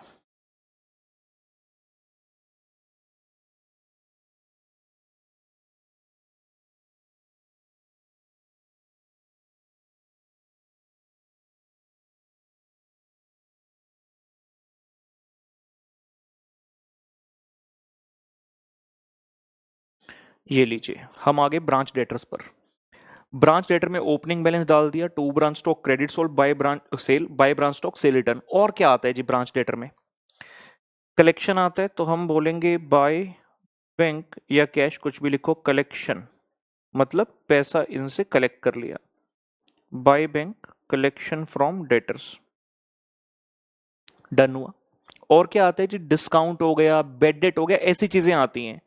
अब ये डिस्काउंट, बेड डेट एक्सेट्रा, ये एक्सपेंस भी एक तरह से, एक्सपेंस कहूं लॉस कहूं, मतलब पी एंड एल की आइटम बनती है। और हम ब्रांच पी एंड एल बना रहे हैं, तो आप सीधा नहीं लिख सकते खर्चे का नाम, हम पी एंड एल के थ्रू एंट्री करेंगे। We will say by branch P and L, खर्चों के नाम, डिस्काउंट अलाउड हो गया, बेड डेट्स एक्सेट्रा हो गया, वो सब यहां पर आप डाल देंगे। By branch P and L, discount allowed और बेड डेट। जैसे यहां पर लिखा, तो ब्रांच पी एंड एल में आएगा टू ब्रांच डेटर, और ये दोनों खर्चे वहां पर लिखे जाएंगे। ब्रांच पी एंड एल में आए, हम कहेंगे to branch debtors, discount allowed और बेड डेट्स। ठीक है ना? पी एंड एल में खर्चे आते ही हैं, पी एंड एल में ये चीजें डालते हैं ना जब ट्रेडिंग पी एंड एल बनाते हैं, तो यहां भी आना चाहिए। इसीलिए ब्रांच डेटर में पूरा डबल एंट्री सिस्टम फॉलो किया। अगर मीमो डेटर होता तो by branch P and L क्यों लिखना, सीधा by discount allowed, by bad debt, by sale return, सब कुछ ऐसे ही चलता रहता है। लेकिन यहां पर proper double entry system follow किया जाता है, तो हमें इंटरलिंकिंग अकाउंट्स की करनी पड़ेगी। और क्या आएगा जी ब्रांच डेटर में? कुछ भी नहीं, कैरेट डाउन खत्म हो गया, by balance carried down, closing debtor. Balancing figure depend करता है, क्वेश्चन में इसमें कुछ भी आ सकती है, और ऐसा भी हो सकता है कि कुछ ना भी आए। जब डेटर्स मेथड के अंतर्गत ब्रांच अकाउंट बनाते थे, मेन अकाउंट वही होता था। हम मीमो डेटर कब बनाते थे? क्या हर केस में बनाते थे? नहीं। अगर कोई फिगर मिसिंग होती थी हमारे पास, जो हमें चाहिए होती थी, उनमें से कोई फिगर मिसिंग होती थी, तभी बनाते थे। यहां पर ऐसा नहीं है कि कोई फिगर निकालनी है तो ही बनाना है। यहां पे ये डबल एंट्री सिस्टम का पार्ट है, ये भी मेन अकाउंट है, तो इसको बनाना ही बनाना है। चाहे आपके पास सारा सामान हो इस अकाउंट का, तब भी बनाना है। ये सारे अकाउंट बनेंगे। फिर आ गया जी branch expense account. Branch expense dependent branch है, खर्चा कौन करता है हमारे बिहाफ पर? एचओ। तो जब एचओ एंट्री करता होगा ना, वो कहता होगा ब्रांच एक्सपेंस, खाली एक्सपेंस नहीं बोल सकता, क्योंकि एचओ के खुद के एक्सपेंस होते हैं, एक्सपेंस तो उसके लिए लिखता है।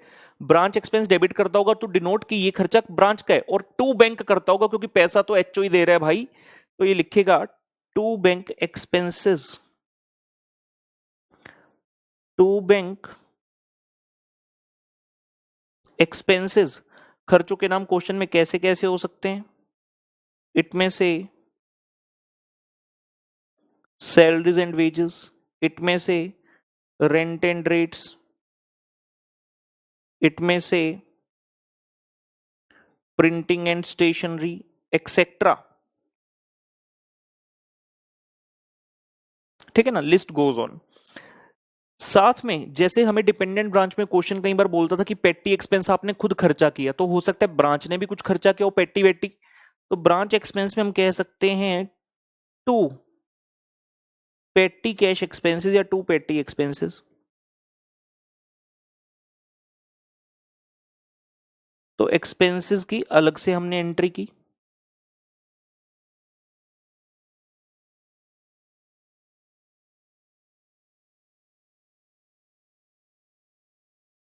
और ये खर्चे कहां जाने चाहिए? जब हम फाइनल प्रॉफिट निकालेंगे, ऑब्वियसली उस समय इन्हें ट्रीट किया जाना चाहिए।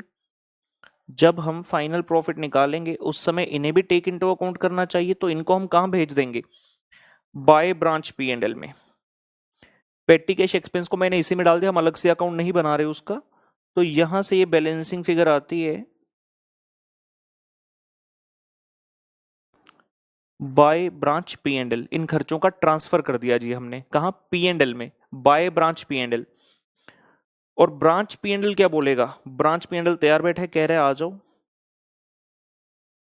To branch expenses. क्या होकर आया, transfer of the expenses to branch expense. ये ब्रांच एक्सपेंस अकाउंट से आ गया, ब्रांच एक्सपेंस अकाउंट से आ गया। Branch P and L account में आए, बाई साइड पर ग्रॉस प्रॉफिट है, डेबिट साइड पर ब्रांच डेटर के खर्चे, डिस्काउंट बेडेट और बाकी के खर्चे भी आगे ब्रांच एक्सपेंस के नाम से। अगर मान लो आपका जो एबनॉर्मल लॉस हुआ उसके संदर्भ में, उसके रिगार्ड में आपको कोई इंश्योरेंस क्लेम एक्सेट्रा मिला, तो वो भी आया होगा आपके पास, तो वो एक छोटा सा मेरा इनकम हो गया, उसे मैं क्रेडिट करूंगा, या फिर ऐसा कह दो रिकवरी ऑफ लॉस हो गया। तो हम बोलेंगे बाय बैंक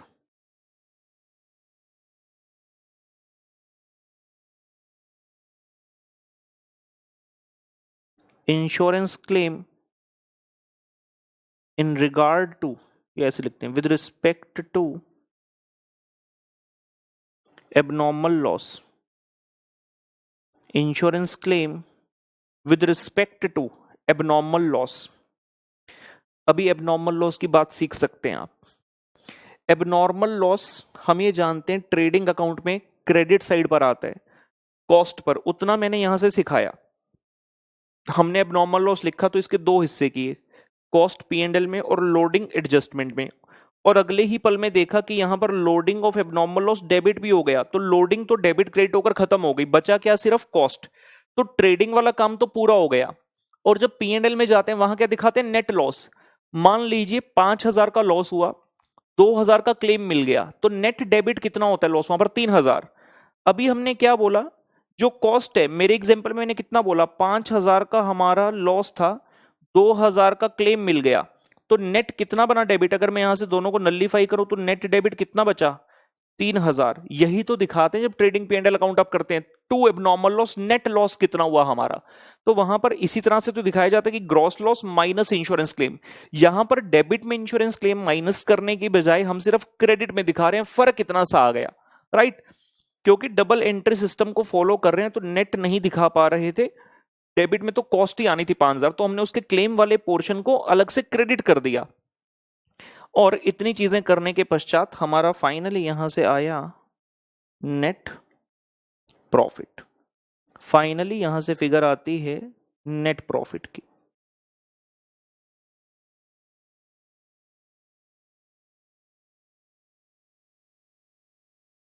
ये branch P and L account हमारा डन हुआ, branch P and L account done हुआ।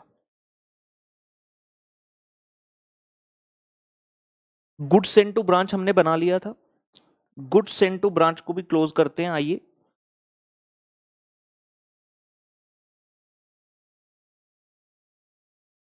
गुड सेंड टू ब्रांच में balancing figure shall be here, जिसको कहेंगे परचेजेस ऑब्लिक ट्रेडिंग अकाउंट। हमने एक क्वेश्चन किया था जिस जैसा मैंने आपको होमवर्क में भी दिया था, छन्ना स्वामी वाला, जिसमें ब्रांच के प्रॉफिट के लिए बनाना था डेटर्स मेथड के थ्रू ब्रांच अकाउंट, और एचओ के प्रॉफिट के लिए बनाना था trading and P and L account. तो वहां हमने ये सीखा, जब एचओ अपना ट्रेडिंग बना रहा है, टू परचेजेस तो है, लेकिन जितने गुड्स उसने ब्रांच को भेजे उतने वहां से वो माइनस करता है, फिर क्रेडिट साइड पर दिखाता है। तो कितने ऐसे गुड्स हैं, उसका नेट फिगर यहां से निकल रहा है। Goods send to branch account हमने बनाया, हमने कहा इतने के गुड्स भेजे थे, इतने रिटर्न हो गए, इतना दोनों के अंदर लोडिंग है, तो बैलेंसिंग फिगर आया परचेजेस। अपने माइंड में एक सेकंड, कुछ सेकंड के लिए विजुअलाइज करो परचेज अकाउंट या ट्रेडिंग अकाउंट। परचेज अकाउंट या ट्रेडिंग अकाउंट बना रहे हो, यहां पे लिखे टू ट्रेडिंग, ट्रेडिंग में क्या आएगा, by good send to branch. तो net figure good send to branch का एट कॉस्ट, जो मुझे ट्रेडिंग से बाहर करना है, ये वो वाली फिगर हमारे पास आ जाती है कि एचओ से नेट अपने को कितना सामान आया एट कॉस्ट। तो ये ट्रेडिंग अकाउंट में एचओ के बहुत काम आती है फिगर, तो इसलिए बनाया जाता है good send to branch account जी। तो ये सारा कॉन्सेप्ट इसका सीख लिया, and now we are ready to rock, we are ready to rock, we are ready to rock। We have got question number 13। 13 number question पर आ जाएंगे दोस्तों। Question number 13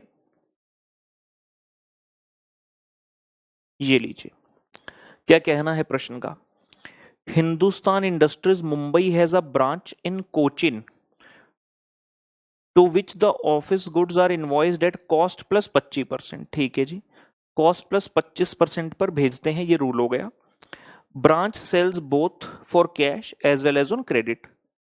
branch expenses are paid direct from HO, मतलब dependent branch हो गई, समान branch को HO भेज रहे हैं, ब्रांच एक्सपेंसेस एचओ कर रहे हैं और ब्रांच रेमिट कर रही है सारा कैश एचओ को, तो ये डिपेंडेंट हो गया।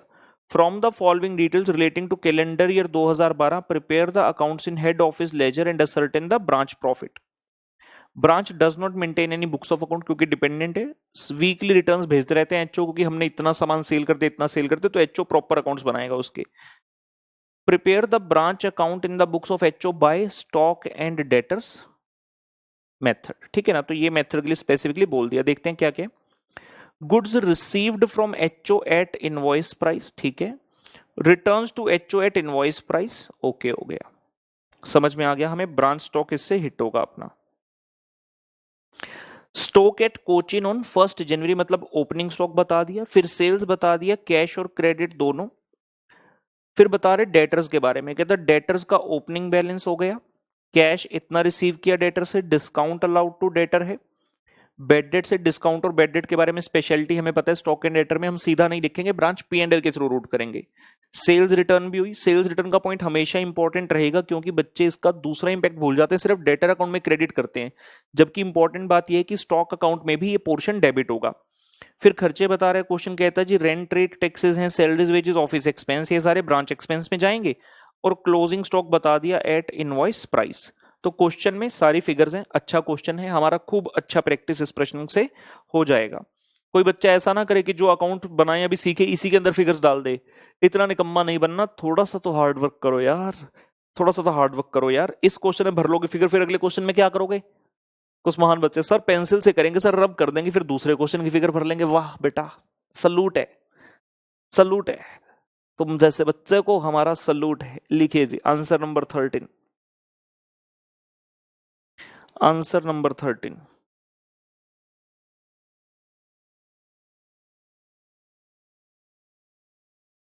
तो हम बना रहे हैं जी in the books of head office.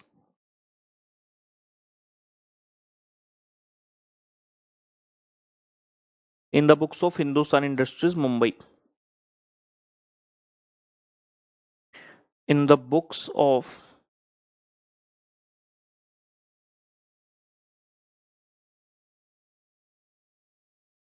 Hindustan industries Mumbai. क्या बना रहे हैं, ब्रांच के अकाउंट्स बना रहे हैं जी।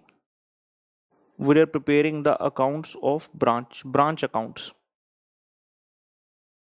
सबसे पहले कौन सी ब्रांच के बना रहे हैं, कोचिन ब्रांच अकाउंट्स, ऐसे लिख देते हैं Cochin branch accounts.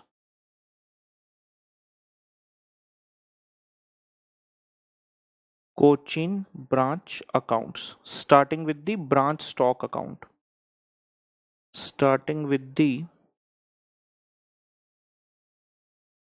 Branch stock account.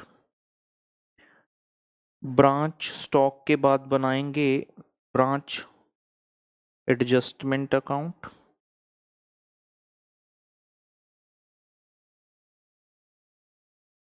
नामकरण कर दें। ब्रांच एडजस्टमेंट तो बाद बनूंगा ब्रांच डेटर्स अकाउंट। क्वेश्चन में खर्चे दिए तो ब्रांच एक्सपेंस अकाउंट भी बनेगा, branch expense account. There shall be branch P and L account also, there shall be branch P and L account also and goods sent to branch account and goods sent to branch account। और सभी में columns बना लेते हैं, particulars amount, particulars amount. Class में format बनाकर करेंगे तो एग्जाम में ऑटोमेटिकली बनेगा, और अगर मैं रफ में करा दूं यहाँ पर सीधा 2 बाय 2 बाय करते हुए हेडिंग ना दें तो वही आदत आपको पड़ जाएगी, जो हम नहीं चाहते। एग्जाम में जितना भी करोगे, it has to be the quality attempt. Teacher को मजा आना चाहिए पेपर चेक करते हुए, लगना चाहिए कि किसी बच्चे ने प्रोफेशनल तरीके से पेपर अटेम्प्ट किया है। सो हम क्लास में इसीलिए ऐसी अप्रोच से चलते हैं। Particulars amount, particulars and amount।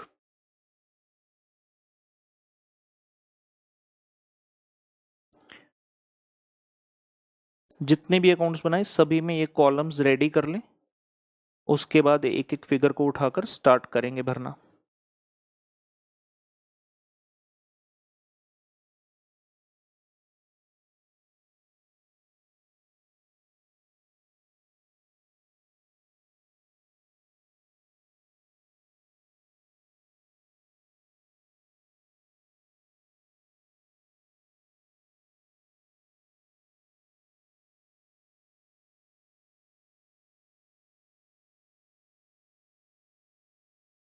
ये लो, आप भी रेडी कर लीजिए, आप भी रेडी कर।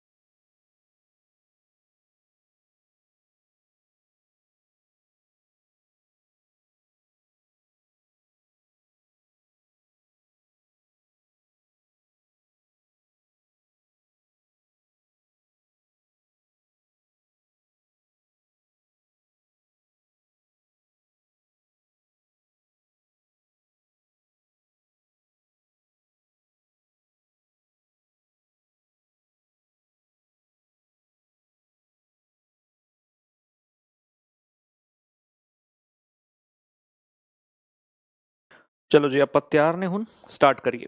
तो एक एडजस्टमेंट का टाइम मैंने दे दिया आप बच्चों को। एडजस्टमेंट मतलब ब्रांच एडजस्टमेंट नहीं आ रहा, एडजस्टमेंट मतलब एडजस्ट हो जाओ, अकाउंट का नाम पालो ते पर्टिकुलर अमाउंट लिख लो। चलिए जी, सबसे पहले टू बैलेंस ब्रॉट डाउन के बिना तो शुरुआत हम करेंगे नहीं, सबसे ऊपर तो यही आना चाहिए, टू बैलेंस ब्रॉट डाउन। ये मेरा बैलेंस कुछ अजीब लग रहा है, मेरा बैलेंस बिगड़ा हुआ है। टू बैलेंस ब्रॉट डाउन जी, मैंने अपना बैलेंस सही किया। स्टॉक एट कोचिन ऑन 1 जनवरी 2012 कितना था? 60,000। जैसे ये लिखा, इसका स्टॉक रिजर्व साथ साथ एडजस्टमेंट में करते रहेंगे। ब्रांच एडजस्टमेंट में आ गया जी by by by by by by stock reserve. और ये अकाउंट लोडिंग का ही अकाउंट है, तो लोडिंग 60,000 रुपए में कितनी आप भेज रहे थे? कॉस्ट प्लस 25% पर, तो आप कहेंगे 60,000 इंटू 25/125 यानी कि 1/5, तो ये हो गया 12,000। 25/125 12,000। लोडिंग इन ओपनिंग स्टॉक कर दिया जी 12,000 रुपए। लिख लो, लिख लो। उसके बाद goods received from HO at invoice price. हमारे अकाउंट का नाम है गुड्स इनटू ब्रांच, तो हम उसी अंदाज से लिख लेते हैं, to goods into branch 6 lakh रुपए। To goods sent to branch 6 lakh. Goods sent to branch लिखा, इमीडिएटली इसका लोडिंग यहां डाल दूं, by goods sent to branch 6 lakh रुपए में 25/125 यानी कि 1/5, 1,20,000।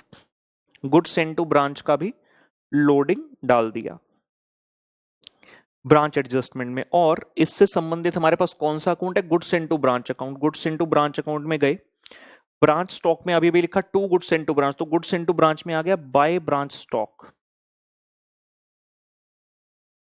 कितने रुपए के गुड्स सेंड थे? 6 लाख। और इनका लोडिंग ब्रांच एडजस्टमेंट में लिखा by goods send to branch, तो टू ब्रांच एडजस्टमेंट क्या चीज? Loading in goods send to branch. जो गुड्स सेंड टू ब्रांच है उसका लोडिंग कितना निकाला था हमने? 25/125 1/5, 1,20,000 जी। To branch adjustment 1,20,000।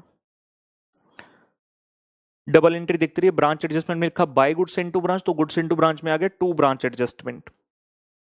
तो ये बेसिकली जितने गुड्स आपने भेजे यहां से उनका हमें नेट कॉस्ट दिख रहा है 6 लाख माइनस 1,20, 480 के गुड्स भेजे आपने कॉस्ट पर।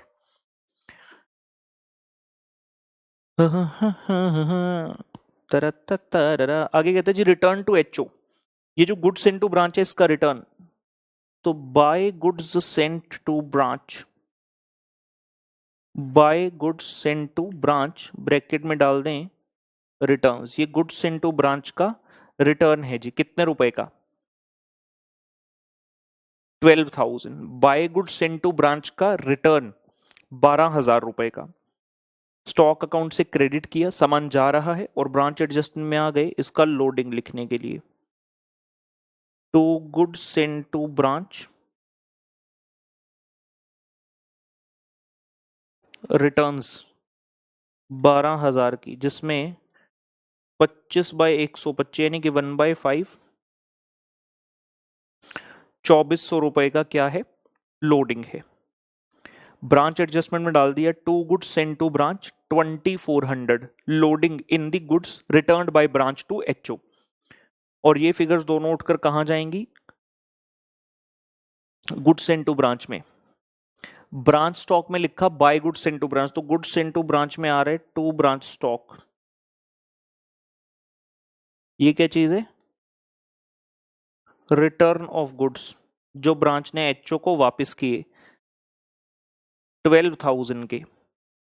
ब्रांच स्टॉक में लिखा था by goods send to branch return, तो गुड्स सेंड टू ब्रांच में आ गया टू ब्रांच स्टॉक की रिटर्न के लिए।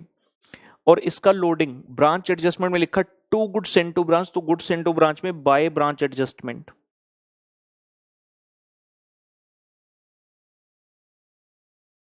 कितने रुपया? 2,400। ये क्या चीज है? लोडिंग इन गुड्स रिटर्न्ड जो ब्रांच ने एचओ को गुड्स वापस किए उसके अंदर ये लोडिंग है। और ये अकाउंट आपका कंप्लीट हो गया, इसके अंदर कुछ नहीं आना, इसको क्लोज करना चाहो क्लोज कर दो, हम इस गली वापस नहीं आएंगे।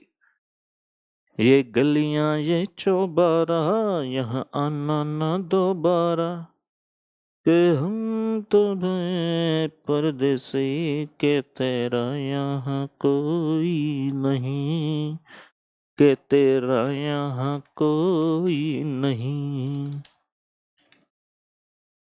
470400 जी, ये लीजिए। To purchases oblique trading account 4,70,400 रुपए। ये गुड्स इनटू ब्रांच को तो अपन ने क्लोज कर दिया, इस अकाउंट को क्लोज कर दिया जी।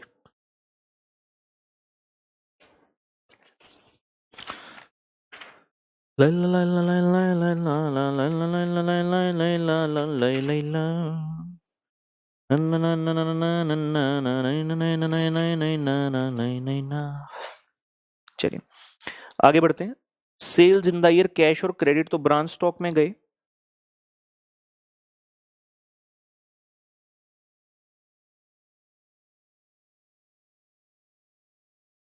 By bank cash sales 2 lakh. और जो क्रेडिट सेल है उसको कैसे बुक करेंगे? ब्रांच डेटर के through.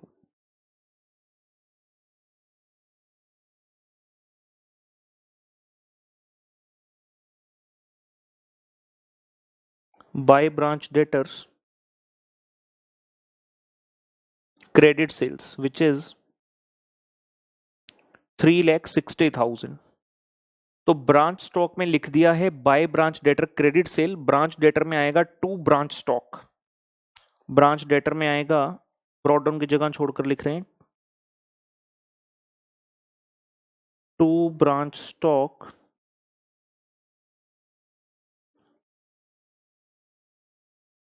Credit sale 3,60,000। To branch stock credit sale 3,60,000। आगे बता रहे sundry at rate Cochin on 1 January. तो ये हो गया जी to balance brought down. Opening debtors given 72,000। आगे आसान है, 2 दिन। कैश रिसीव फ्रॉम डेटर, तो बाय बैंक लिखो या कैश लिखो, दोनों चलेगा। By bank collection 3,20,000। उसके बाद लिखते हैं डिस्काउंट अलाउड। तो ये खर्चे किसके थ्रू बुक होंगे? ब्रांच पीएनएल के through. By branch PNL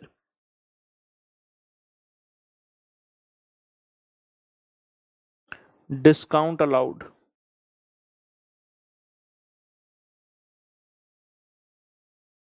6,000। By branch PNL discount allowed 6,000। और एक और आइटम है जी bad debts,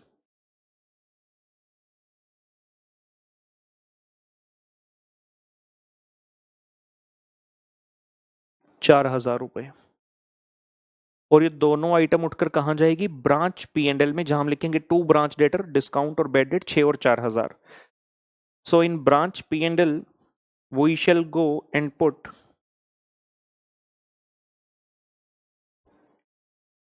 two branch debtors. First one being discount allowed, कितना 6 था? जी हाँ, 6,000।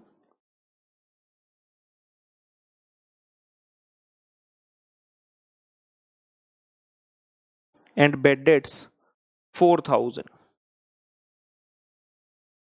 डिस्काउंट अलाउड 6,000 और बेड डेट्स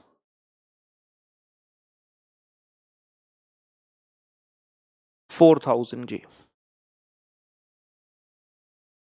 सेल्स रिटर्न उसके बाद बात करते हैं। Sales return at Cochin branch. सेल्स रिटर्न मतलब ब्रांच डेटर में आएगा बाय साइड पर, क्रेडिट साइड पर, लेकिन एंट्री करेंगे किसके थ्रू रिकॉर्ड? ब्रांच स्टॉक के through. By branch stock sales return कितना? 8,000 रुपए।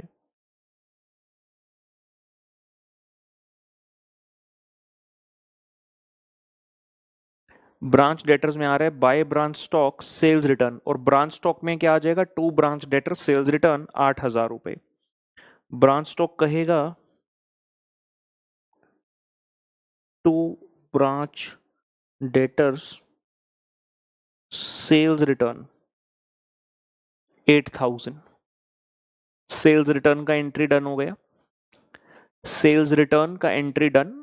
उसके बाद क्वेश्चन खर्चे बता रहा है, rent rate, salaries, wages, bonus और ऑफिस एक्सपेंस। तो हम ब्रांच एक्सपेंस अकाउंट में चलते हैं।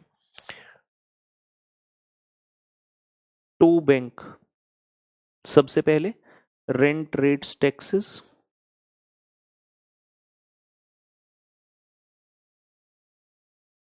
amount being 18,000, then salaries, wages, bonus,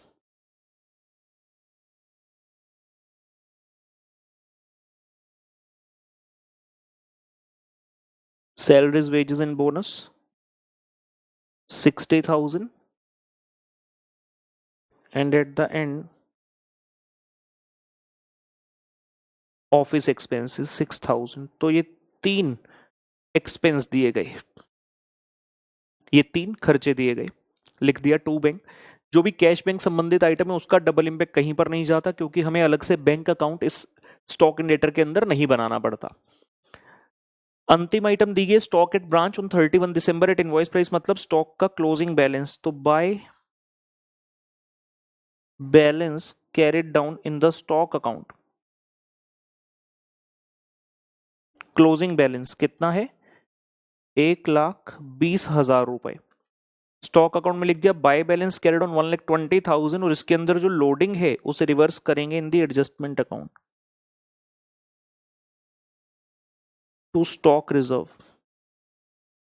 1,20,000 into 25/125 बच्चे यानी कि 1/5 जो आ गया 24,000 रुपए टू स्टॉक रिजर्व 24,000।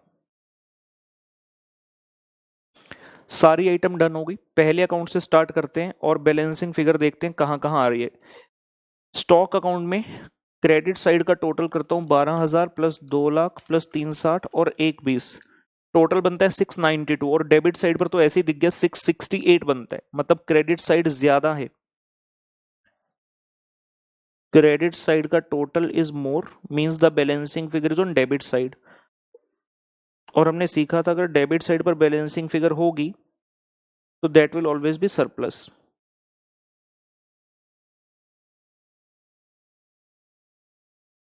$6,92,000 माइनस 6,68,000 24,000 रुपये आता है।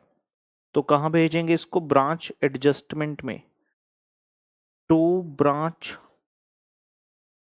एडजस्टमेंट सरप्लस 24,000 रुपए। और मैंने रीजन बताया था अगर आपकी सेल्स इनवॉइस प्राइस से ज्यादा पे हो गई तो वो आपको एक प्रॉफिट देकर जाएगा, एक सरप्लस देकर जाएगा जो कि प्योरली मेरा प्रॉफिट है, तो उसको उठाकर हम लेकर जा रहे हैं ब्रांच एडजस्टमेंट में। और ब्रांच एडजस्टमेंट क्या बोलेगा, by branch stock.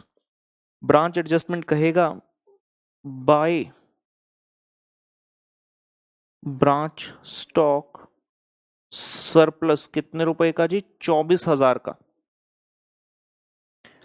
1,20 plus 12 plus 24 1,56,000 आता है जी इस अकाउंट का टोटल।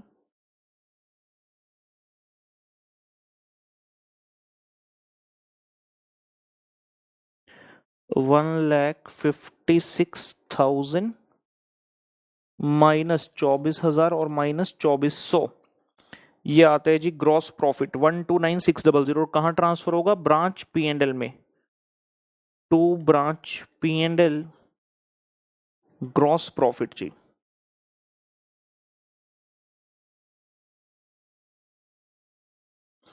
$1,29,600 1,29,600 रुपए to branch P and L. तो branch P and L welcome करेगा, वो कहेगा by branch adjustment gross profit. Branch P and L बोलेगा by branch adjustment, branch P and L में आओ और लिखो by branch adjustment the amount of gross profit कितना है जी, 129,600 129,600। ब्रांच पी एंड एल में ग्रॉस प्रॉफिट को ट्रांसफर कर दिया। नेक्स्ट अकाउंट था ब्रांच डेटर, सब कुछ है, कैरिड डाउन बैलेंसिंग फिगर निकलेगा मतलब closing debtor.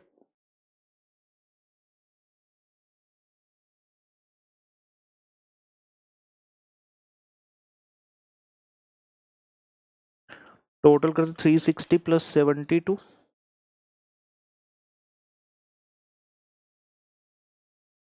4,32,000 minus 3,20 6 4 10 8 18 94,000 bye balance carried down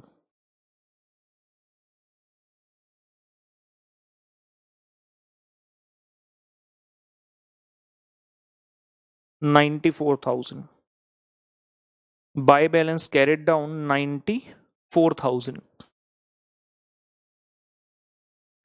by balance carried down 94,000 आ गए डेटर अकाउंट से, क्लोजिंग बैलेंस ऑफ डेटर। उसके बाद आएंगे जी ब्रांच एक्सपेंस में, टोटल करेंगे और फिगर्स जितना भी टोटल बना एक्सपेंस का पी एंड एल में ट्रांसफर किया जाएगा। 60 70 78 से 84,000 84,000 और हम कहेंगे बाय ब्रांच P&L 84,000। एक्सपेंस का टोटल लेकर गए ब्रांच P&L में 84,000 और ब्रांच P&L में क्या हो जाएगा, to branch expense. Branch P&L कहेगा to branch expense.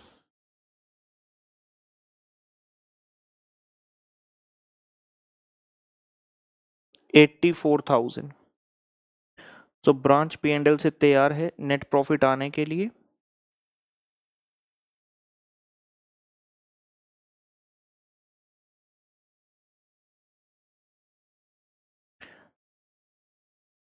Credit total is 129,600. We shall find out the net profit on the debit side. 129,600 minus 6 ते 4 10 ते 80 4 84 35,600।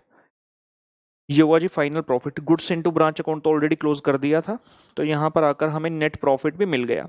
इसी नेट प्रॉफिट को निकालने का डेटर मेथड कितना सिंपल सा सरल सा तरीका बताते हैं। ब्रांच अकाउंट बनाते हैं, प्रॉफिट आ जाता है। स्टॉक एंड डेटर से सेम आ रहा है, लेकिन क्योंकि डबल एंट्री वाले अकाउंट काफी सारे हैं, तो it will take time for you to reach the final figure of profit for sure. ठीक है ना।